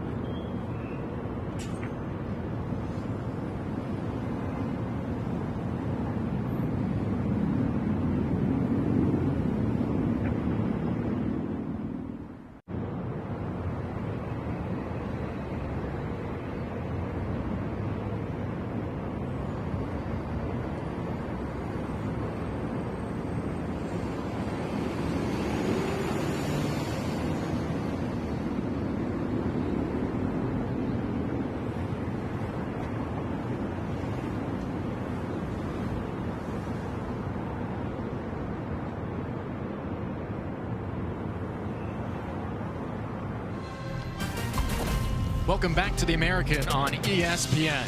Beautiful Boca Raton, a 39-0 lead for FAU. Caden Veldkamp, fantastic in that first half. 230 yards, 4 touchdowns, 18 for 26 through the air, getting everybody involved. Made some beautiful throws on the back shoulder fade to Dom Henry. Then he faked out the defense, acted like he was going to run, finds a wide open Wasim. Beautiful catches in the back of the end zone for him today as well. Dom Henry with the last one, and that was a heck of a throw. What a confidence throw from Caden Veldkamp there as well. And you see his numbers, 18 of 26, 230 and 4 touchdowns. We'll see if they let him get another drive or two here in this second half, or if they want to rest him up with a 39-point lead. What a difference a week can make. You go through the years and Zach Kitley's progression as a coach, the quarterbacks he's worked with, obviously the one that stands out. I mean, he was a mentor to Patrick Mahomes in his time at Texas Tech. He's been around great quarterbacks. Do you think Veldkamp can be another who finds his way to the league? Yeah, Veldkamp certainly can. I mean, in the mold of a Davis Webb or a Bailey Zappi, who just put up ridiculous numbers in this Zach Kitley offense. I mean, Veldkamp has the size at 6'6", 236. He's very accurate. It's still going to take some work. A year in Kitley's offense, maybe another year next year. Put up some big numbers, put in the work on the mental side of the game, and I think he could certainly be a pro prospect. Kitley has continued to develop high-level QBs through the years, and what he did that one year at Western Kentucky with Zappi was really fun to watch, and how high level he could take a mid-major quarterback. And again, look at the company he's keeping, at least to start the season. Puts up more performances like this, he'll continue to be on those cut downs every couple weeks. Yeah, as they start to whittle that list down, how long can you stay on there? I think Veldkamp can stay on for a while. They're going to give him another drive here to let him work on some things. Arch Manning looked a lot better today. You knew he was going to figure things out one week to the next. So here's a flip to Platts, trying to get wide. Got a good block outside the hashes, and Platt shoved out of bounds at the 41. Easton Messer doing some nice blocking from his receiver position at on the edge as well, just outflanking the defense with that reverse. Jay-Sean Platt with his speed. Michael Kirch getting a block out front, the tight end, and Messer on the edge. Back to that list in a moment. Of course, FAU continuing to play with tempo. Veldkamp, first down, gives off to Terrell, diving forward. A gain of 2. One of those names on the list, Patrick, was Carson Beck. Great win for the Hurricanes, of course, over Notre Dame to start the season. But Miami's going to see who next week? USF, who just knocked off Florida on the road in the Swamp. What a win. Wow. Out of the American, going SEC territory. As the Owls get a first down here. Terrell, another carry. FAMU man down behind the play. Officials timeout for injury. And after South Florida knocked off Boise State, I mean, they didn't just beat them. That was a beatdown. 34-7 last week. South Florida beat Boise State. And to me, after that happened, now it became the champion of the American is the front runner to go to the college football playoff. And right now it's looking like the South Florida Bulls after they went to the Swamp and beat Florida today. Well, I told you, we had a game at USF last year, just talking with Alex Golish and seeing what the capabilities, the talent level of Byron Brown when he's healthy. I told you, I'm a believer in USF and what they can do under Alex Golish. He's got everybody seeing what the vision right now is in Tampa. Of course, it was an interesting game here against FAU last year in that rivalry matchup. Bit of a small dust-up with Tom Herman and Alex Golish at the time after that game ended. And personally, I love seeing things like that for a rivalry. Right? you want to grow it, get people talking about it. Yeah, I mean, South Florida certainly looking like a really fantastic program, but Tulane's going to have something to say about it as well in the American. They are really stout on both lines of scrimmage. They crushed Northwestern last week, and I think Navy's got a shot to be a contender with all the weapons that they have back offensively, and quarterback Blake Horvath. They're going to be a contender. And Florida Atlantic and Zach Kitley in his first year still working to that point. The first goal is, hey, we got to get back to a bowl game, and from there get into contention for championships in the American. First and 10 at the 46. Veldkamp just flicks it near side. FAMU had that covered. Shoved Terrell out of play. Well, I thought he had Jay-Sean Platt there up the numbers. He looked open to me, but Veldkamp decided to just check it down and not go for the big play. Flat 4 receptions, 49 yards and a touchdown today. Henry will jog out to the far side, be the lone receiver there. Dom Henry had the highlight reel catch today. Play fake, Henry on the slant, nearly snared for an interception. A physical coverage there. Caleb McKenzie defending the route. McKenzie, the redshirt sophomore South Dakota transfer, he's all over him. Physical at the top of the screen. Grabbing onto him, that may have affected it a bit, but then gets the hand on it to make the play. FAMU trying to get their first defensive stop, force a punt. On 3rd and 11, Veldkamp. Again, great pocket now. He's flushed to the far side. Trying to evade defenders. Gets dragged down to the 45. I thought he had Easton Messer there. Messer just ran a little spot route over the middle, right over the ball, right at the sticks, and he sat down between a couple of defenders. Veldkamp was looking at him. I thought he could have pulled the trigger there over the middle. Didn't like it, and then nothing there when he tries to scramble. What the hustle from Antonio Gammon. Playing hard here despite the score. A first punt for the Owls. They had 5 drives in the first half, scored on all of them. Logan Lupo sends it away. Fair catch called for at the 15. That'll send us to break. 39-0. FAMU with possession after this. Immediate timeout on the field.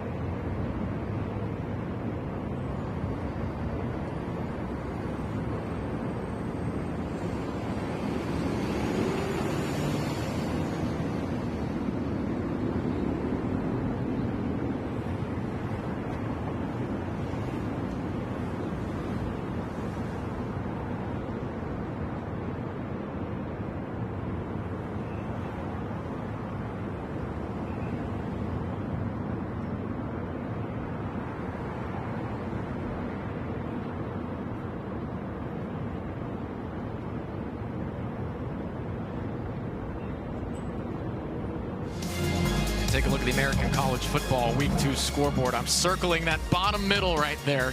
USF Florida. Wow, what a result. What a first 2 weeks for head coach Alex Golesh in that program in Tampa. So before I ask you about what they could do moving forward, how high do you think they go in the next top 25 poll? Yeah, I mean, the Bulls have got to be ranked this week. I'd say in the 15 to 20 range at least. I mean, who has two better wins than South Florida right now? They crushed Boise State 34-7 last week, who was number 25 at the time, and knock off the Gators in the swamp. I'm putting them in the 15 to 20 range. Would not be surprised to see them there. Out of the timeouts on a sweep play. Good yardage on first down here for FAMU. Navy's on top of UAB right now by a touchdown as well. One of the surprise stories last year. Got as high as number 24 timeout on the field for injury. in October. Beat Oklahoma, of course, in the Armed Forces Bowl 21-20. That's Deshaun Batiste. Just needing a moment after that play. Yeah, I mean, Navy, they brought in a new offensive coordinator last year, and Drew Cronick running the sling T, and that really fired up their program. And Batiste getting injured on this play, running into one of his teammates, and then maybe getting his legs rolled up on at the end.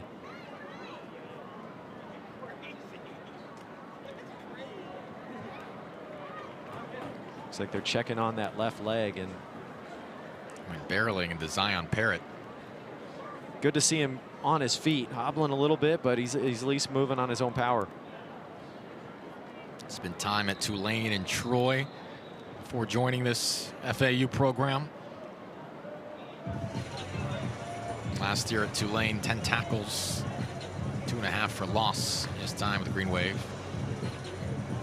Yeah, he followed John Summerall from Troy to Tulane, and then was looking for some playing time, came here to Florida Atlantic, and he's been the starter at defensive end for the Owls. Again, Jet Petty, the backup quarterback, got 2 drives in the first half. Not much came of it. Here's Thad Franklin, the former Miami Hurricane, to the far side. Big run there. Out to midfield. Biggest run of the day for FAMU. A really nice hole opened up by the right side of that offensive line. Center Ricky Taylor helping out there. The right guard Ashton Grable. Look at the left side of the screen there. Just open up that nice hole, and Franklin just plows right through it. FAMU was at -4 rushing yards before that burst. Gain of 28. Still handoff again. Franklin rolling forward for 3.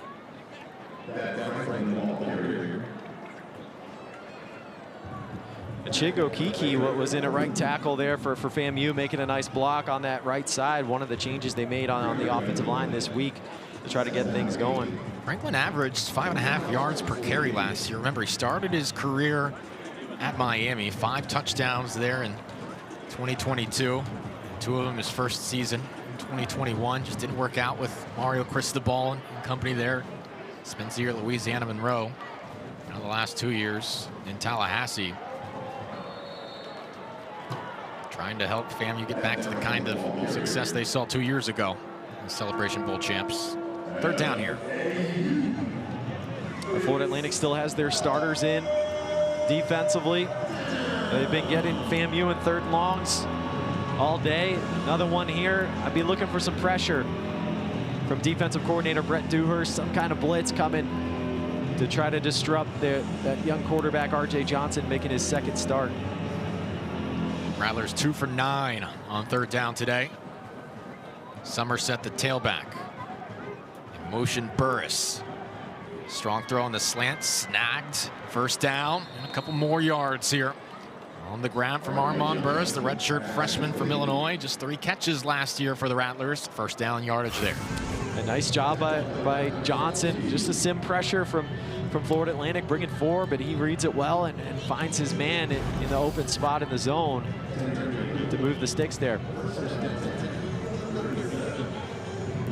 Seen a couple smooth, confident throws from Johnson when he's given a pocket. His receivers finding the space in zone coverage. And that's key here for FAMU. Don't worry about the scoreboard. Play the game like it's 0-0 and try to build some confidence heading into SWAC play. They roll him to his right. Looks comfortable on that throw on the run. Hitting Franklin, who's very capable in the receiving game. Oh, no, excuse me, that's Somerset. Levante Somerset, he's more of the lightning to Franklin's thunder. And they like Jamal Haley, their third back too. They think he's got a little bit of juice. We've seen him a couple times tonight. He said his cousin graduated from FAMU when he was a kid. He'd always come up for games. Willie Simmons at the time, and Devin Rispress reached out to him. He said kind of helped him more. He always wanted to go to an HBC, always wanted to go to FAMU. He finds himself as the second string tailback for the Rattlers. First down, wide open man, far side. FAMU is going to get into the end zone here. Touchdown, Rattlers. It's Jamar Taylor, the redshirt freshman who transferred in from Temple. And Florida A&M is on the board. Well, Florida Atlantic brought a corner blitz there. They did not get a safety over the top in time, and a great job by RJ Johnson of recognizing that and hitting his wide open receiver for a touchdown. They've had some scattered opportunities today and some deep shots. That one a nice pitch and catch, executed perfectly. Jamar Taylor has the first touchdown of the season for FAMU. Porto out for the PAT.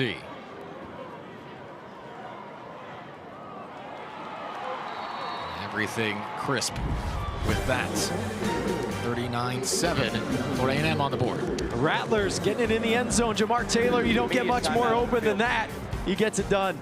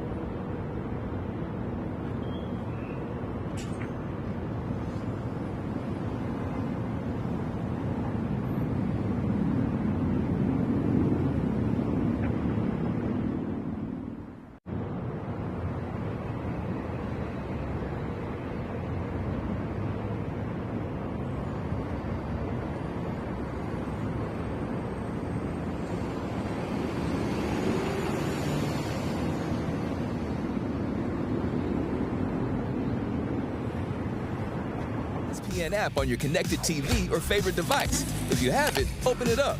If you don't, download it now. Next, click on the live event or ESPN show you want to watch. Then choose your TV provider and log in. You're all set. It's all of ESPN, all in one place. Go to support.espn.com to learn more.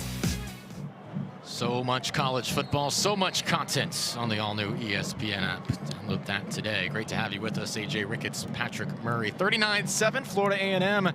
7 plays, 85 yards, 3 minutes, 29 seconds, capped by the touchdown from RJ Johnson. This guy on the outside, Jamar Taylor, redshirt freshman who transferred in from Temple, where he had 11 catches for 80 yards last year. That trickles into the end zone. Let's take a look at how that one happened. Look at the top of the screen. That's where Jamar Taylor is. The corner covering him blitzes, and then the safety in the deep middle of the field can't get over the top in time to get to Taylor. That's why he's so wide open. Great job by R.J. Johnson, a quarterback, to recognize that and put the ball on Taylor for the score. You know, this Florida A&M team is going to continue to play hard here in the second half. I really enjoyed our conversation with James Colsey earlier this week, of course, national champion at Florida State. He was talking to us about the start of his coaching career. He actually spent a couple years at FIU at the start of that program, but then was looking into a possible graduate assistant position at Florida State after that. As FAU starts at the 25, Veltkamp still in, slings it near side, it's out of play. He said there was a GA at the time that was about to leave, so Mickey Andrews said, I want you to talk to this GA before he goes, so you know what this is all about, which you can know what to expect coming in. Go meet the guy, and he says, I walk in and I'm meeting with Kirby Smart. now at that time he wasn't Kirby Smart, yeah. but later the rest was history, is what he said. Okay, but he recognized that at the time that he had something about him. Veltkamp flicks it, Sands searching for any sort of space. Good pursuit by FAMU, forcing a 3rd and long. That got us to talking too about his time with Bobby Bowden. He got to play for him and coach under him as well. And it was really interesting. He said, look, Bobby Bowden wanted player-run teams. Prior to the snap, timeout, Florida A&M, 30 seconds in length. He wanted player-run teams. He said he wanted you to take care of your role, whether you're a freshman or a senior, so he'd rarely be in the locker room. And he loved that autonomy that Bobby Bowden gave. And so I asked, well, what was it like as a GA? And he said it was pretty similar. He'd give you a task, you'd expect it to get done, and that kind of taught me the way to operate as a young GA. And that's how the greats do it, right? That's how Nick Saban did so well at LSU and at Alabama, was you make the expectations very clear on what your responsibilities are. If you don't meet the standard, you're going to hear about it, and then the older players are going to be responsible for making sure the younger players fall in line, and that's how the great teams are. And pretty cool that Colsey learned that from Bobby Bowden. He's trying to instill that in this Rattlers team. It's a little bit tougher to do these days with the transfer portal and so many new guys coming in. Bobby Bowden, Mickey Andrews, Kirby Smart, James Colsey, a lot of future head coaches in that room at Florida State at the time. Veltkamp on the crossing route. He hits Platt on 3rd and long, trying to scamper to the 1st down marker, does not make it. 39-7 lead, a couple minutes into the 3rd quarter. Any surprise that Veltkamp's still playing at this juncture?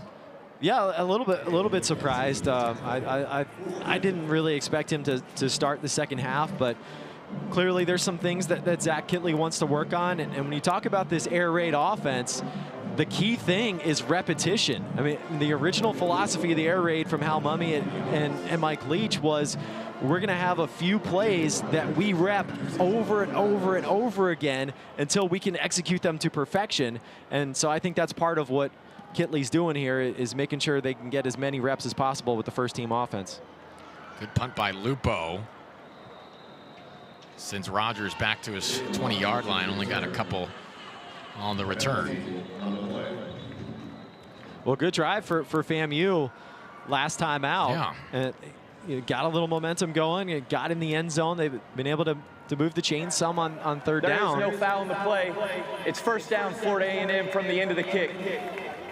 And after Jet Petty got a couple of drives, R.J. Johnson comes back in at QB, and he's settled in a little bit, and they're going to need him to.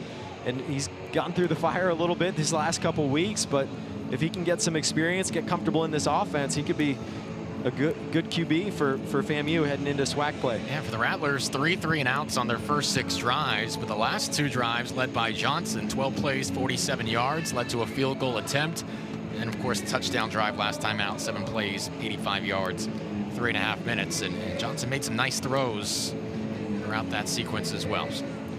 Johnson, a guy that was a 4-year starter at high school at Westlake in the Atlanta area, started as a freshman, played a lot of high school football, and had to sit a couple years at Toledo, and getting back in a rhythm this year.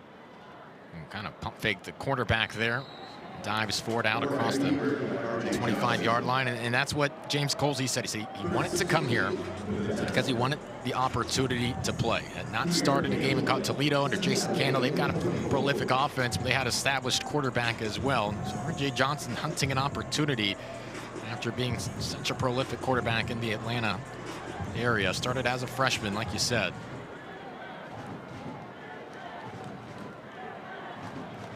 Johnson, pocket eroding over the top far side, intercepted. Flag though flies in that area. It's Phil Ord, who's got some blockers coming back the other way. Gets right about to the 35-yard line. We'll see. Tooley, I beg your pardon. I think that's going to be pass interference. A little too physical.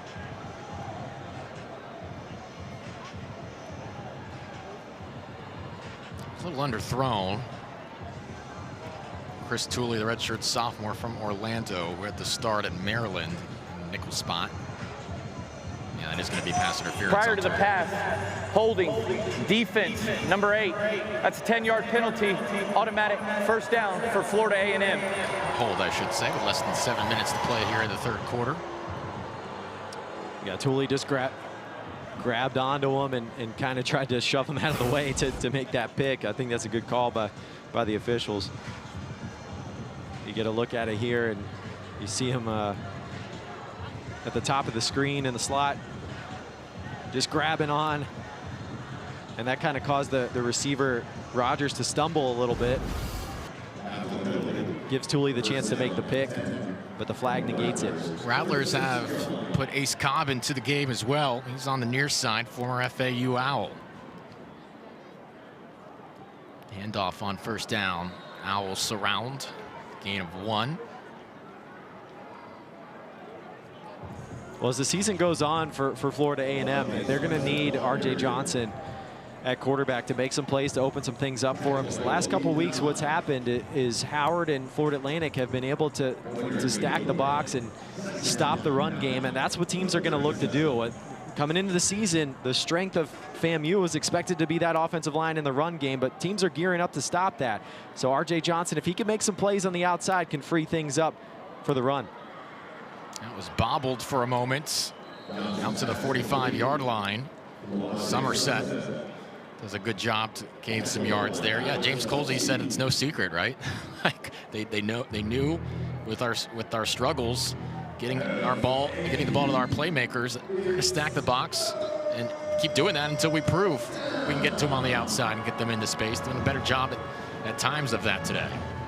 And when they get into SWAC play, the Rattlers have the receivers that can beat man coverage. So if you're stacking the box and trying to stop the run, playing man on the outside, if FAMU's got the dudes to beat you, Johnson has just got to be able to lock in and get them the ball, and he's done a better job of that last couple drives. Franklin, first down yardage on 3rd and shorts, lowering the pads.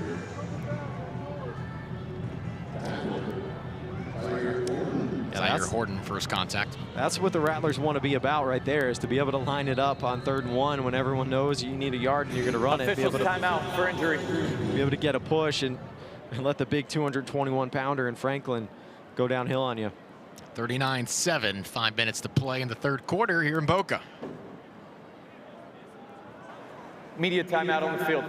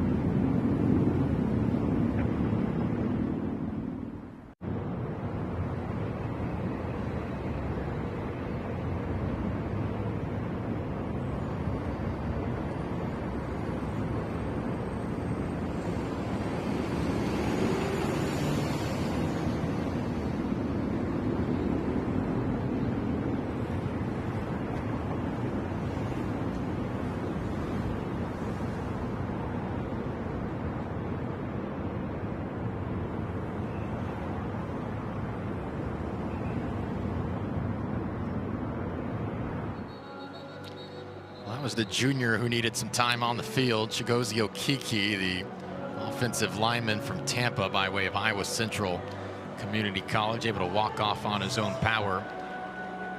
Florida A&M lineman after that latest first down play. Thanks for joining us here on ESPN Plus. AJ Ricketts, Patrick Murray, to take a look at what's coming up the next few weeks for FAU after this one here. Next week they'll be at FIU Shula Bowl. Renewed, a rivalry renewed. I don't think that's the exact slate right there. That'd be problematic. That's a tough one. Yeah, they're hoping that's not their schedule. FIU next week, and they've dominated that series. I think of a couple of years ago, Ken Levicka is the terrific play-by-play radio voice for Florida Atlantic for many years. Also Inter Miami as well. Stays busy, and after a late touchdown run in the 2020, I want to say 3 version, 2 or 3, put FAU up 25, 30 points. He yells out.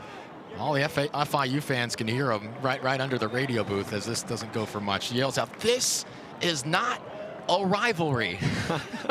And you can't debate him, because the last 7 wins for FAU by an average margin of 30 points per game. It's always fun to see those two tangle. Yeah, I mean, a couple programs that are really close in distance that recruit against each other. And Florida Atlantic has separated themselves over the last decade or so. Franklin, 2nd and 12, checks it down. One slipped tackle, but nothing more. Now FIU, they were only down 10-0 at halftime today on the road at number 2 Penn State. It was a very formidable defensive performance. Offense couldn't do much. Defense was on the field a lot. Eventually got beat by a much bigger margin, but they had Penn State a little nervous, or a little frustrated, I should say, at points today. And it should set up a fun matchup next week. Well, and like the Owls, the Panthers have a first-year new head coach in Willie Simmons, who was at FAMU and led the Rattlers to a Black College National Championship a couple years ago. So it'd be interesting to see. You know he's going to be able to recruit South Florida, see what he does with the FIU program. That last catch was by Jamal Haley. Johnson, how did he stay on his feet? Flag flies. He threw it near the sideline. It's incomplete. We'll see what the call is. And Willie Simmons was at that game against Howard at Hard Rock Stadium last weekend. Holding. Offense, number 70. That penalty is declined. The result of the play is 4th down. It's on the right tackle, Christopher Williams. Well, Johnson's showing some toughness there to bounce off of that first hit and hang in there and throw that ball away. And just a ton of pressure all over him right there. Florida Atlantic has done a good job tonight of rushing the passer, which was one of their keys coming into the game that they wanted to improve upon from last week. I like how Johnson's battled after another discouraging start here today. That frustration from week 1 could add up. He gets taken out. He really reset himself when he came back in. I mean, 16 for 24, 150 yards and a touchdown pass right now. 4th down.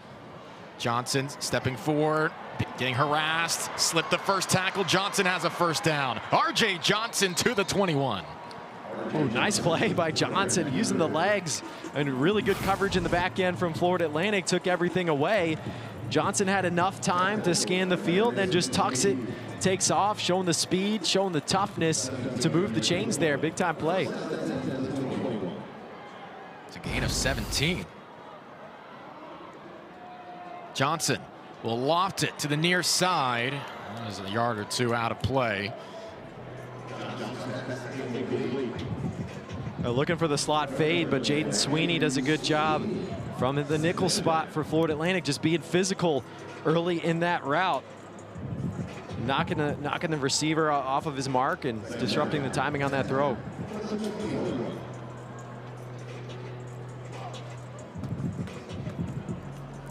That's number 17. Jalik Thomas is the only number 17 listed on the FAMU roster, but he's listed as a defensive back. Nevertheless, 2nd and 10.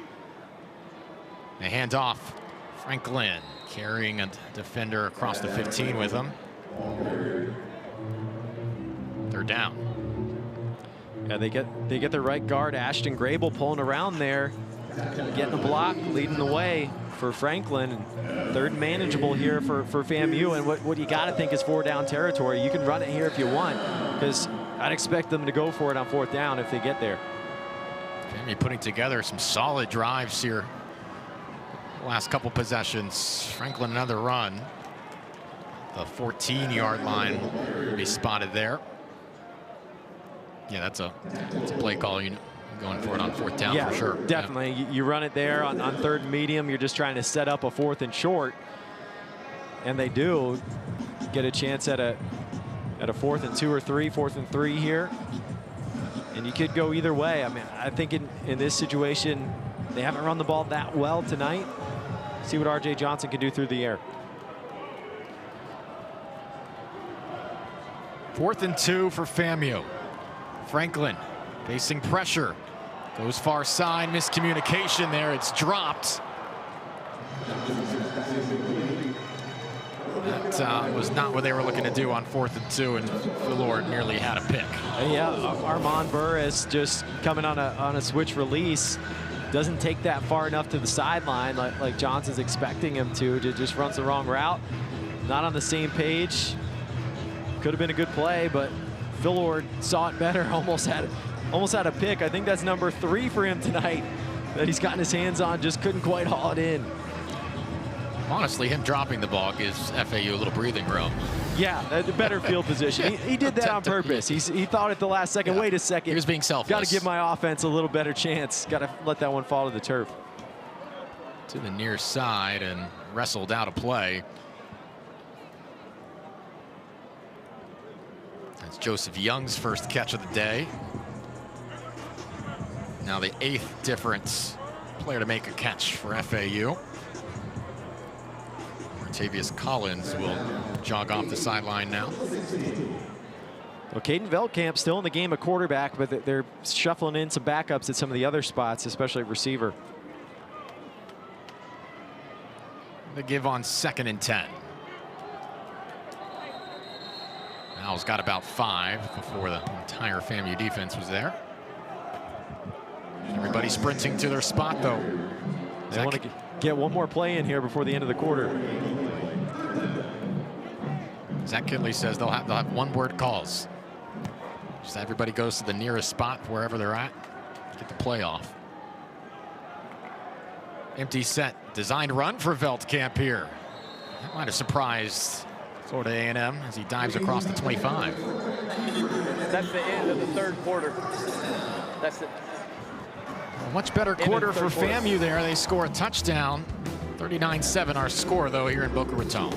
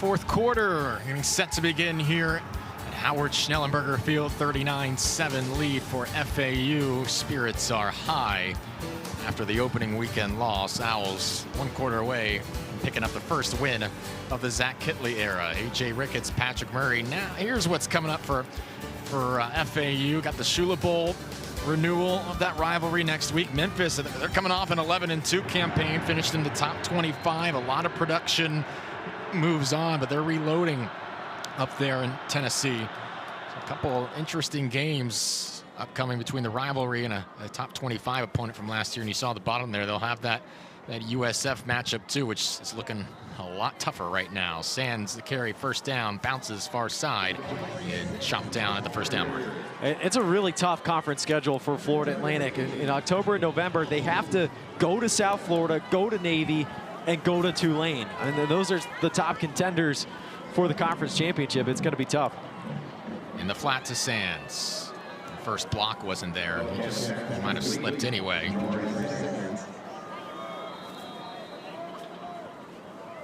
Injury on the field. Officials timeout on the field for injured. Jacavion Nonar, I believe. Now, FIU came in this building last year with a lot of confidence after beating Central Michigan by about 35 points the game before. They had just had their stadium named the Pitbull Stadium. They're feeling good about everything, and then went up 7-0. And you know, FAU was trying to avoid going 0-2 to start their season. Weren't feeling that good after that touchdown. And then the floodgates opened for the FAU offense. It was one of Cam Fancher's best performances here at FAU, and it just ended up being another blowout win as Nonar looks to be okay.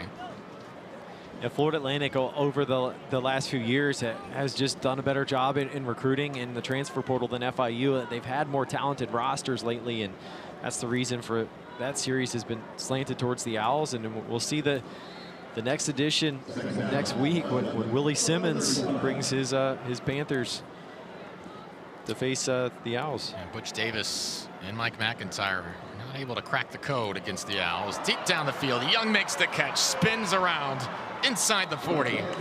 Big chunk play for FAU. That's a strong throw there from Caden Veldkamp from the opposite hash, just putting it on a dot right where he wants to put it, on the receiver's inside shoulder, keeping it away from the defender. A nice play by Young. Veldkamp adding to the stat line, now wants to take a home run shot. Young, far sideline. Terrific coverage. 1v1, that falls incomplete. A good job using the sideline. Amari Lee. As your friend there by Amari Lee. He had a great game last week against Howard. Good play there to be physical and push Young off of the red line. He came in from UCF a couple years ago, only played in 4 games for the Knights across 2 years under Gus Malzahn. Second down. Veldkamp got hits, incompletes. Looking for Jabari Smith that time, trying to become the 9th receiver to haul one in today for the Owls. FAMU bringing the blitz. Sped up Veldkamp a little bit there, had to get it out before he wanted to. The Rattlers blitzed a ton last week, 63% of the time against Howard. That was the second most in the country, and haven't blitzed quite as much tonight, but they do there.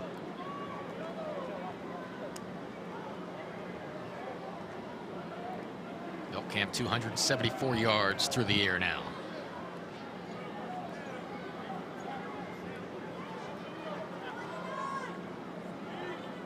Extends the football, hands off. This is Terrell. Just the legs moving out to the 32. They're going to go for it on 4th down. You're kind of in no man's land, maybe a little bit too far for a field goal, too close for a punt. You're going tempo. 4th down, they need 4. On the out routes to the corner. Wasim gets the Owls fresh set of downs. Just some off coverage in the slot there, and easy pitch and catch for Veldkamp and Wasim. 3rd catch from Wasim today. Gadget play here. Veldkamp steps up, gets clipped down around the ankles at the 21. Yeah, they tried to fake the screen and go down the field, but FAMU did a good job of recognizing it and staying at home in the back end. Veldkamp 1 touchdown away from his career high of 5 passing touchdowns. He's done that twice, including the 2023 famous Toastery Bowl. He came off the bench with a 28-0 comeback against Old Dominion. Threw for 383 in that game. Beltkamp off the play fake, down to the goal line. Down to the 1. That ball popped out. The ruling on the field is a catch and then a fumble recovered by the offense at the 1-yard line. First down, FAU. Injury timeout on the field. Assad Wasim made the catch, took a lick, fell on top. Isaiah Davis helping jar the bar loose. Yeah, Media timeout on the field. Ball was clearly out, and Wasim did a good job to fall on it despite getting banged up on the play. When he regathered possession, I'm wondering if he was across the goal line. They're going to take a look at him first, though. 39-7 our score as they check on the scene.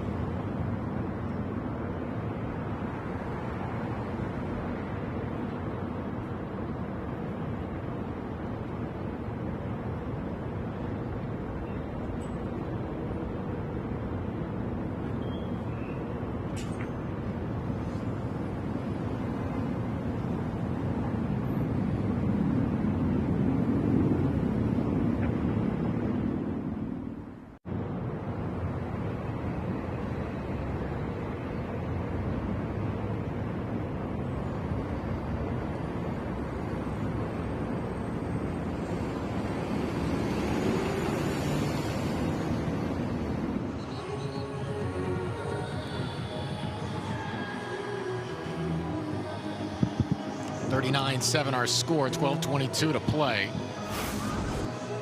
They took a look at, took a quick review of that. After review, the runner did catch the ball, but when he fumbled, he recovered the ball in the end zone for a touchdown, Florida Atlantic. You called it, AJ. I thought there might have been a chance there that he didn't get possession until the end zone, and well, that got confirmed. Take another look. Yeah, Wasim loses the ball and then recovers it. He bobbled it a little bit, and by the time he gets it secured between his legs, he's already in the end zone, gets a touchdown out of it. PAT is good. Unconventional fumble recovery, down at the 1, reversed to a touchdown. It was an RPO originally, and a good read by Beltkamp to make the throw, and Wasim just bobbling the ball after he's trying to recover it. Finally gets it secured between the legs, and he's in the end zone. He got roughed up a little bit on that play, but at least he got a touchdown out of it. Bad break for FAMU, and Isaiah Davis, fantastic job to make a big physical tackle, jar the bar loose, nearly have a chance to get a turnover. Instead, it's 7 points the other way. FAU adds to this scoreline. 46-7 now. 12:22 to play. So now Caden Camp has tied his career high of 5 touchdown passes. 12 plays, 86 yards, 348.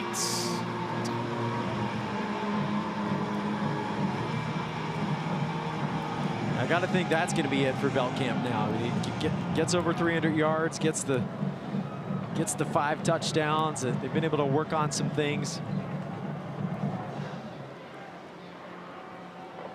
A good day for the offense. Sails to the back of the end zone. All right, your games to watch moving forward in league play here, Patrick. Well, next week, week 3 in the American, the big one, real big one now is South Florida and Miami, the number 5 Hurricanes welcoming the Bulls, who just beat Florida in the swamp. Alex Golesh's team looking like a college football playoff contender. Tulane just crushed Northwestern last week. Don't disrespect New Orleans ever. That's what John Summerall says. They're going to welcome Duke next week. That'll be a fun one on ESPN2. And the only conference game in the American next week, Navy and Tulsa. New head coach for the Golden Hurricane and Trey Lamb. I think the Midshipmen are a contender for the championship in the American. Got a bunch of weapons back on offense. You got Blake Horvath at quarterback. He's like the aircraft carrier. And then he's got a bunch of F-22 Raptors around him in that Midshipman Sling T. John Summerall has the entire city of New Orleans behind him after the whole Northwestern and uniform gate. Yeah, I mean, the Green Wave wanted to wear special uniforms, white uniforms at home to commemorate the 20th anniversary of Hurricane Katrina. They wanted to wear the exact same uniforms they wore 20 years prior. And Northwestern didn't allow them to do it. They needed permission because they were at home. They're supposed to wear the colors at home. And so that got the Green Wave fired up. They won 23-3. On the field, 2nd down and 7, Somerset spinning and taken to the grass. I heard dual stories on that too. Maybe that the requests for that came in perhaps later than the usual request for a jersey accommodation would be made, but then you had the dueling perspective of, well, for something like that, you go out of your way to make it happen. Right. So John Summerall got everybody fired up, as he should. And the good storyline of that game, too, moving forward against Duke, Tulane's former quarterback coming back. Yeah, that's a good one. Darian Mensah, the quarterback at Duke now. Duke dropped the bag got a bunch of money in the transfer portal. And then Tulane picked up Jake Retzlaff from BYU, who's been great in the run game the first 2 weeks. Throw across the middle, that'll move the chains. A lot of fun matchups. And again, that USF Miami game. Oof. Oh man, that's going to be wild. That'll probably be a sellout at Hard Rock. They've got everybody's attention in the state. Yeah, taking down the Gators. Miami handled Bethune-Cookman today. 10.5 to play here in Boca Raton. Johnson. Oh, broken coverage. Wide open man. Foot race to the end zone. Inside the 10. Touchdown, FAMU. Jordan Edwards.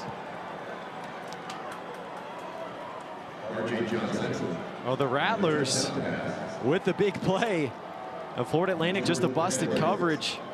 It looked like the corner thought they were playing cover 2, where he would have responsibility up close to the line of scrimmage. They weren't. They were in a single high safety coverage. No help over the top for the corner. And FAMU burns him for the touchdown. RJ Johnson has showed some moxie in the 2nd half. These are the reads he was not seeing last week. And FAMU's outscoring FAU in the 2nd half, 14-7. 13 at this point, I should say, but pending the PAT. And that is up and good from Porto.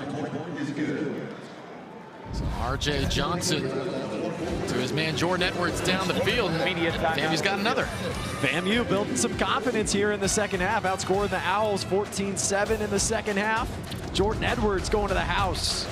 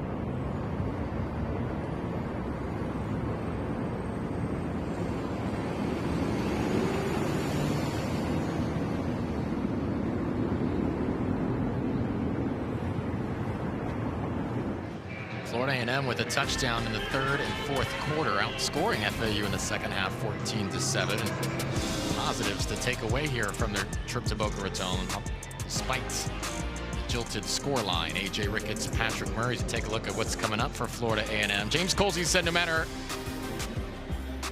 what we did on Saturday, it wasn't enough because we didn't win. Talking about that Howard game, they've thrown for more passing yards today than they did last week, and plenty of positives they had in that Albany State matchup next week.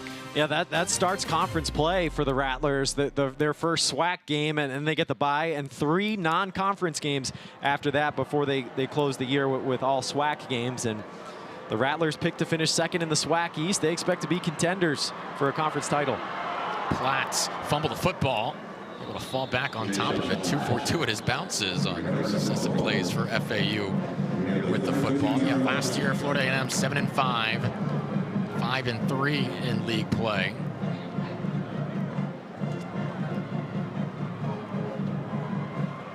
It looks like Florida Atlantic's gonna bring in a new quarterback. End of the day for Caden Veltkamp, going with Zach Gibson.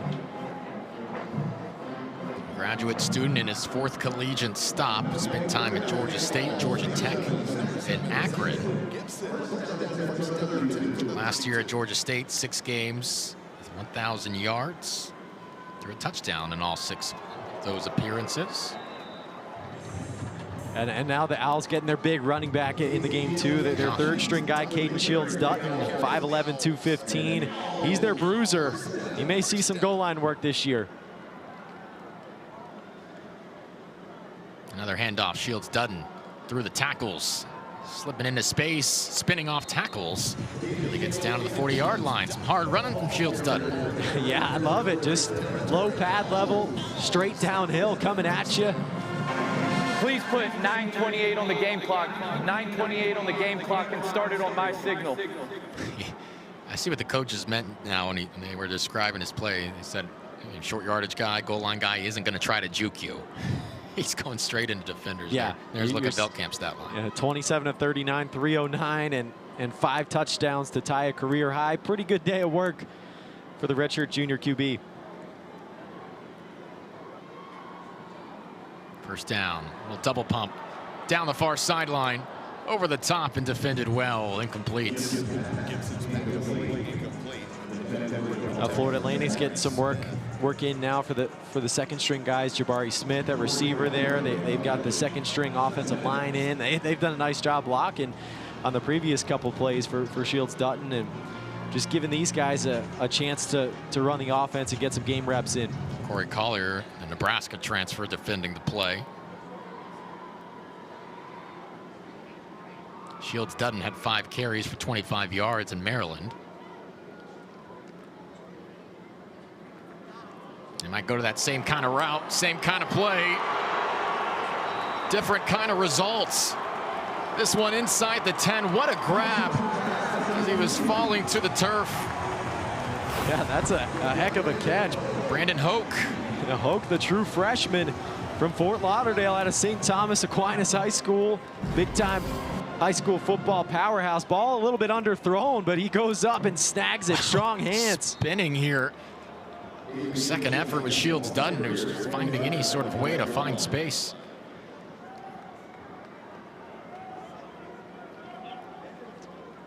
And the Owls keeping up the tempo here, making sure that the 2nd string guys get a chance to run the offense just how it looks, but now they're going to slow it down and bring in some subs, get some extra tight ends in there. Reed McKeska is in.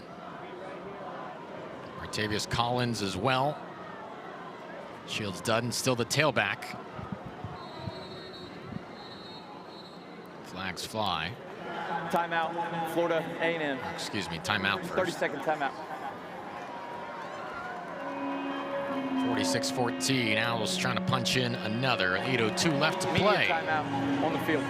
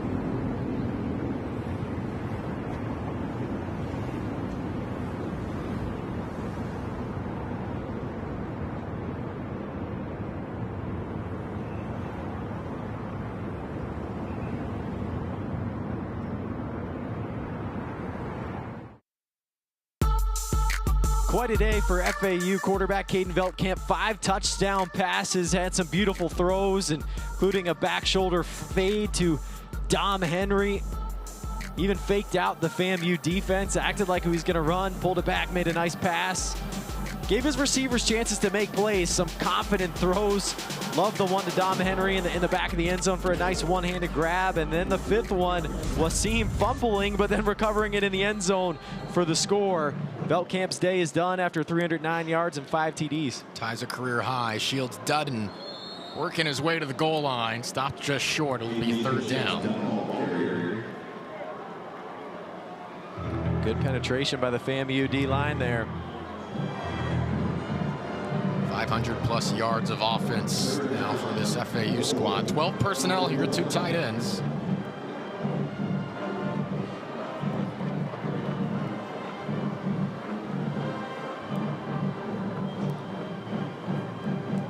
Collins and McKeska on either side of the line. Going heavy into the pads of Shields Dutton, extending forward. Touchdown, Owls. Shields Dutton got just enough. Ball over the goal line. More points for the Owls. 7 plays, 68 yards, 254. Shields Dutton got a nice push by the left side of his offensive line. Keon Rohi with a nice job in the left tackle spot. And the strength of Shields Dutton to push through a couple of tackles, just barely breaking the plane there with the football.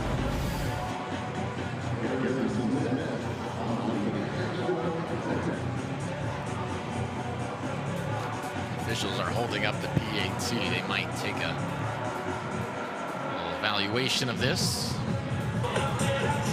The ruling on the field was a touchdown. The previous play is under further review. They will take a look. Didn't look on the replay, might have been a tad short. Yeah, definitely worth taking a look at. There's a bunch of rattlers in the backfield there. Shields Dutton had to fight through it.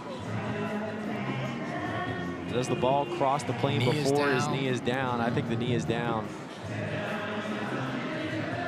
So probably. He's got some bodies on him, but it makes it kind of hard to see exactly where the knee is, but pretty good look. If I had to make the call, I'm saying it gets overturned. I have a feeling if it is, FAU may just put it right back into his pads. Yeah, try it one more time. Might as well get some goal line reps in. Some tough carries. After review, the runner's knee was down with the ball at the half-yard line. It'll be 4th down from that spot.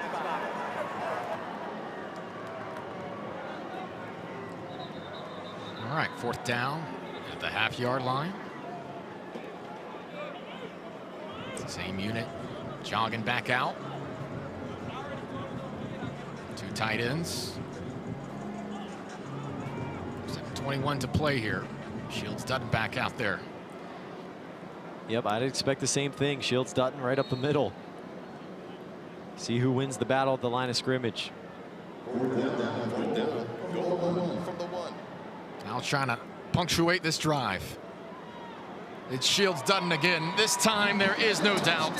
Touchdown, FAU. Caden Shields Dutton into the end zone. A good push right up the middle. Okino King had a nice block at right guard. They opened up a big hole. Much easier time for Shields Dutton to get in there. 2nd career touchdown, 1st at FAU. Transferred in from Western Michigan. That offensive line getting a good push, making it a little bit easier that time. Not as much contact for Shields Dutton to pick up that 1-yard touchdown run.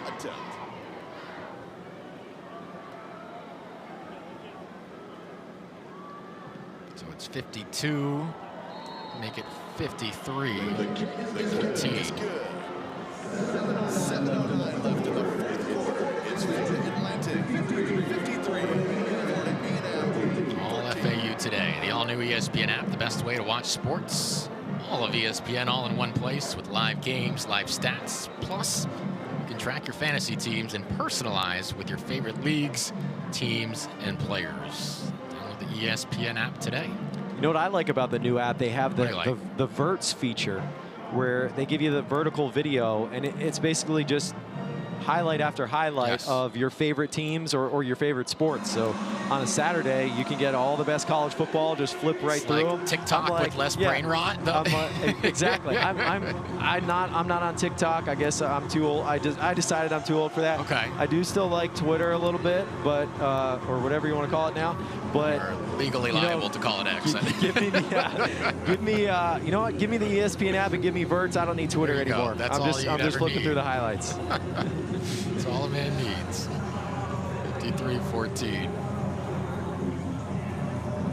You know, it was, I really enjoyed, you know, as a track and field guy collegiately, I really enjoyed talking with Zach Kittley just about his dad and his dad's career. He was a long-time director of track and field at Texas Tech. This sails into the end zone. He's starting his 41st year as a head track and field coach, 26 of them at Texas Tech. He's won 2 team national championships. And I asked Zach, what do you take from your dad? Like, you got to be around a high-level coach from the time you were a kid. Like, does any of that transfer to football?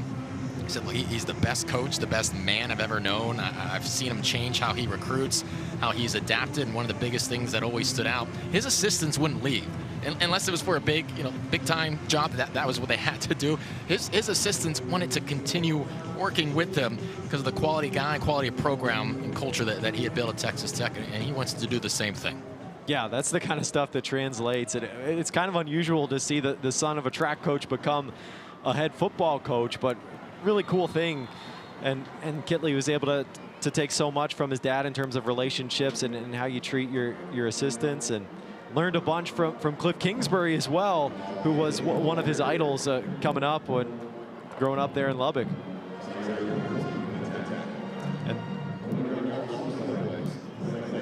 Kittley was talking more about it. He said, I kind of feel like I'm a cross between old school and new school. I really vibe with the old school. That's who I am at my core. But at the same time, I'm really young in this. I want to do this for a long time. If I stay with the old school mentality for too long, I might not be doing this for much longer. This is sent over the top, out of play. There is a flag.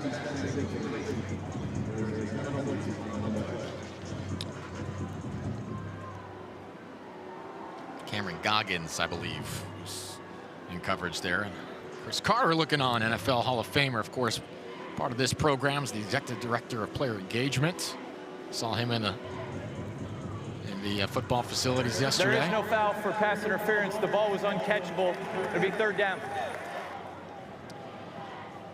Pretty cool for the Florida Atlantic wide receivers. Not only have a veteran receivers coach in DJ McCarthy, but get some pointers from Chris Carter as well.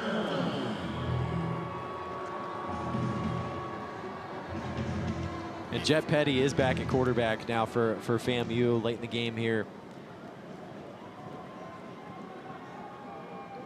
3rd down and long. 6:23 to play. Haley was in pass protection for a moment and gets the check down. Shoulder down at the 30. 5 yards short of the marker. FAMU thought they're bringing it. Yeah, they'll bring out the punt team. Well, they've had some adventures on the punt unit today, but Bobby Anxler, he's got a leg, man. He can boot it. Had a 61-yard punt last week, pinned a couple down inside the 20 against Howard. He can be a weapon for them in some close games. And 70 today, yeah. Messer kept running back. It went from nearly getting the punt blocked to nearly having a 70-yard punt, although Messer took it back 21 yards.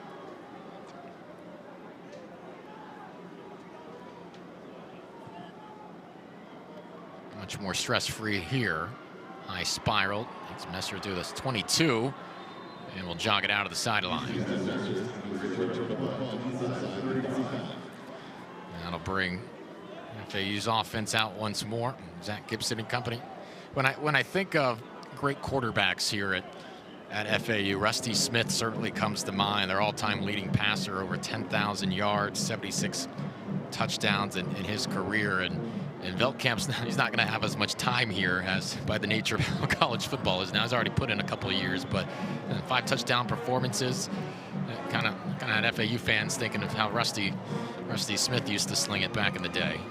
Yeah, I mean, Veldkamp has a great opportunity to put his stamp on this program and become one of the guys that people remember around here with the way that Zach Kitley's going to run his offense. High tempo, a lot of plays. They're going to throw the ball a lot. He's going to have his opportunity to be in the record books here at Florida Atlantic. Sun Belt Player of the Year in his time here. Zach Gibson, the third-string quarterback fires the post route successfully across midfield, and Jabari Smith has another grab. Or excuse me, Jordan Magwood, the third string. Now Magwood, the freshman out of Tampa, with a nice toss there, and Florida Atlantic could get some work for the guys down the depth chart. Always good to be able to do here early in the season. Never know if you're going to need them, and you also get some development for later in their career. Freshman out of Carrollwood Day in Tampa. A sharp first pass out of the gates. Magwood on first down. Here's a carry. Shields Dutton, slipping tackles. He takes it inside the 30. Some more subs getting in here. Josh Harriet.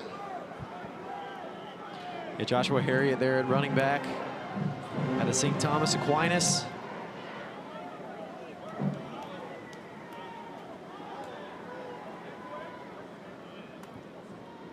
Ethan Irvin just subbed on for him. Play fake. Overthrown in the near side. Coverage was there anyway. Michael Valentine on the pass.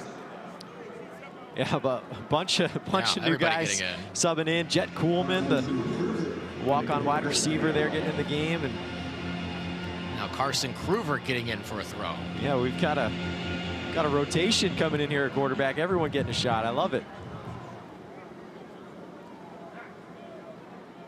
Kruver batted down at the line of scrimmage, incomplete.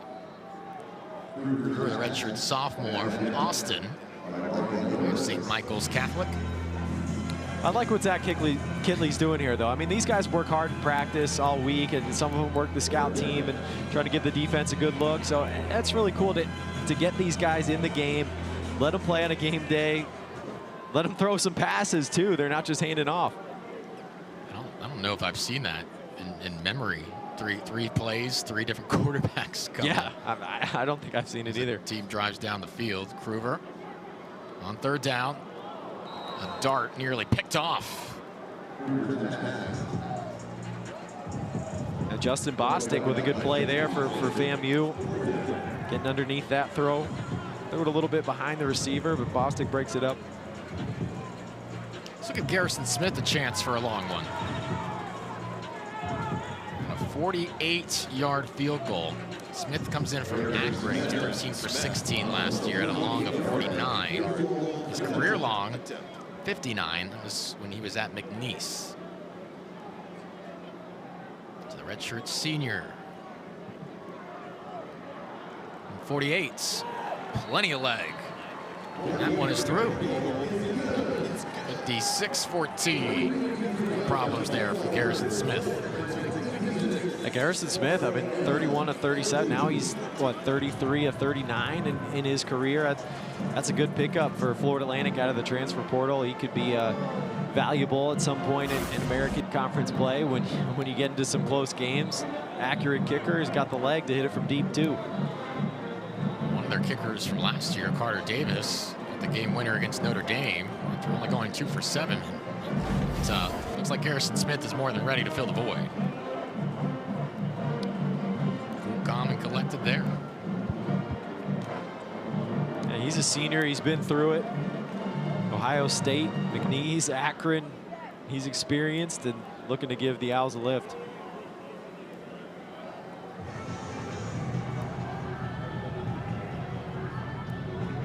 Less than 4 minutes to go. Nice bounce back performance for FAU ahead of their Shula Bowl matchup with Florida International next week.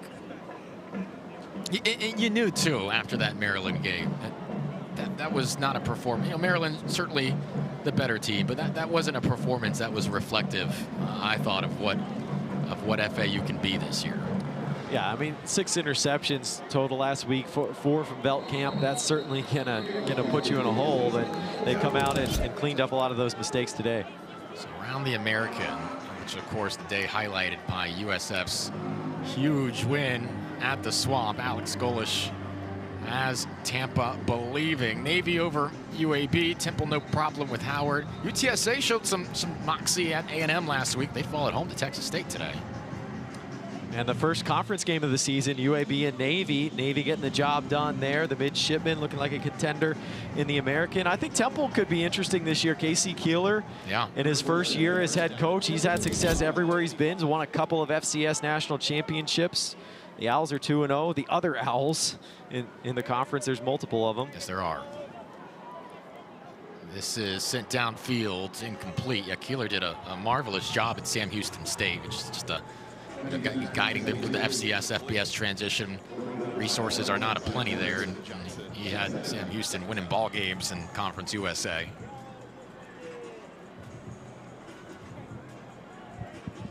Army's hanging in there with K-State. They're down 13-7 in the third. Oh, they tied it up now. It's 13-13. Good day for the American. Petty into the pads. Haley. Third down. Charlotte, 2 touchdowns. Down right now, UNC. Really didn't know what way that game was going to go after. Yeah, I mean, kind of a disaster for the Tar Heels against TCU on Monday night. But, I mean, Bill Belichick, after a week to get ready, you know, to fix the mistakes, can't count them out. I was unsure of what was going to happen, but I was not doubting Bill Belichick. Yes. Me too. I was curious. Just over 3 minutes left. Petty took a lick. 32. A big hit there to hold him short on the line. Jarvis Johnson laying the wood right there to keep Petty short of the sticks. I would have elected to slide right there, but I admire the attempt to get first down yardage. I love the toughness. Petty wanted that first down right there. He knew he was close. He tried to shake him, but nice hit.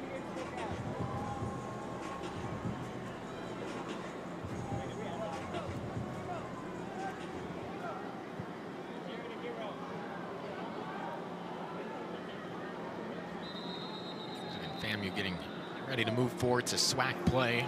Timeout, Florida A&M, 30-second timeout.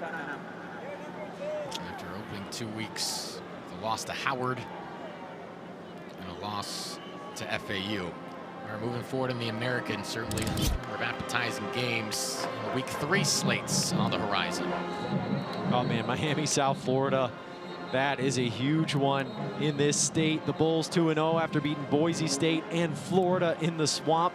The Canes 2-0 after beating Notre Dame at home last week. Duke and Tulane, the Green Wave, very stout on the front, but on both sides, offense and defensive lines. Taking on Duke, another power conference team. They just beat one in Northwestern last week. And then Navy and Tulsa, the only conference game on the slate this week.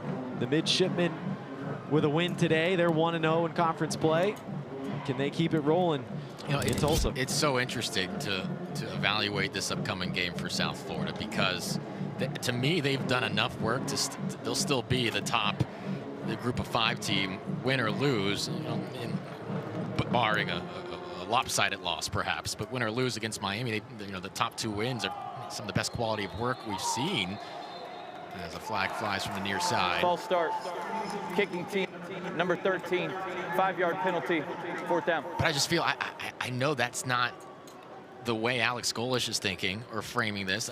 He's going to have his team believing they can go into another hostile environment and get a win. How realistic is it that USF can pull off a 3rd straight ranked win to start the season? It's definitely realistic to me. I mean, if they went into the Swamp and won that game, and Florida's just as talented as Miami is, and you know, to me, the big thing is the defense for South Florida. You know, Golish was the high-flying offense at Tennessee. They've got a good quarterback in Byron Brown, but the way that Todd Orlando's defense has played the last 2 weeks, they have been nasty, and that is going to be an interesting one when the Bulls take on the Canes next week in Miami. It's going to be one of the, not just the games in the Americans, one of the games of the week in college football next week. And I mean, right now, coming into the season, Boise State was the favorite to be the Group of 5 representative in the college football playoff, the 12-team playoff. Now you got to say it's South Florida. They whooped up on Boise State. They beat the Gators. And so South Florida right now looking like the front runner very early on in the season to be the Group of 5 representative in the college football playoff. And can someone from the American knock them off? Whoever wins the championship in the American is going to have a great shot to get to the college football playoff this year. Valentin hands off outside the tackles to the right hash for a couple of yards.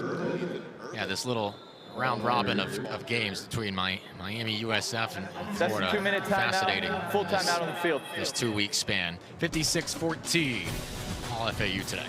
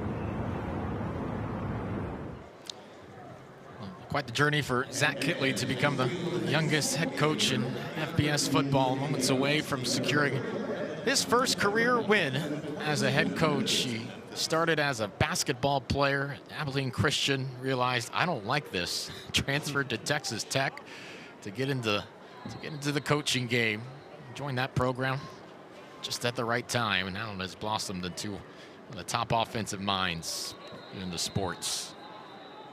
Under 2 minutes to play here, A.J. Ricketts, Patrick Murray. What's been the most impressive aspect of this performance today over Florida A&M?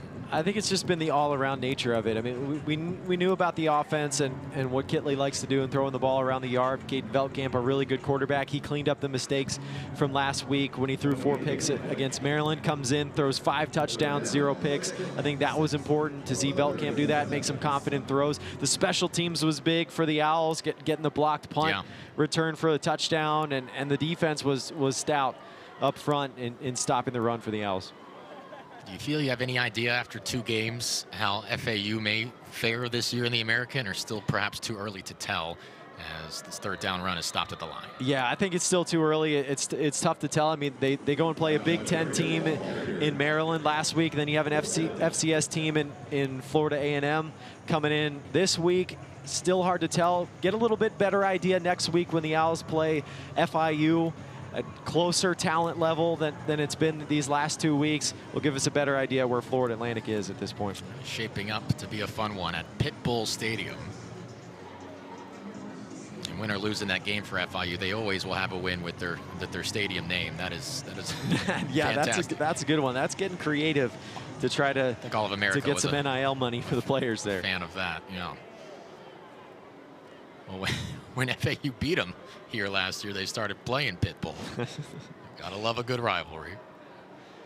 Good punt here. Fielded at the 10. 8 yards on the return before being driven back. Took about 4 Owls to bring him down with 8 seconds left and ticking on the clock. Thanks to our entire production crew, led by our producer Naveed Kajabi, our director Jerry Weinstein, Chris Farrow as well. Final play to be run here in Boca Raton at Howard Schnellenberger Field. Zach Kittley soaking it in, and he'll be right back to work. Yeah, Al's got to go and get prepared now for FIU. Look at the tape, see if there's anything that you need to clean up. Feel pretty good about it, I'm sure, and start diving into FIU and their tendencies and putting the game plan together for that game.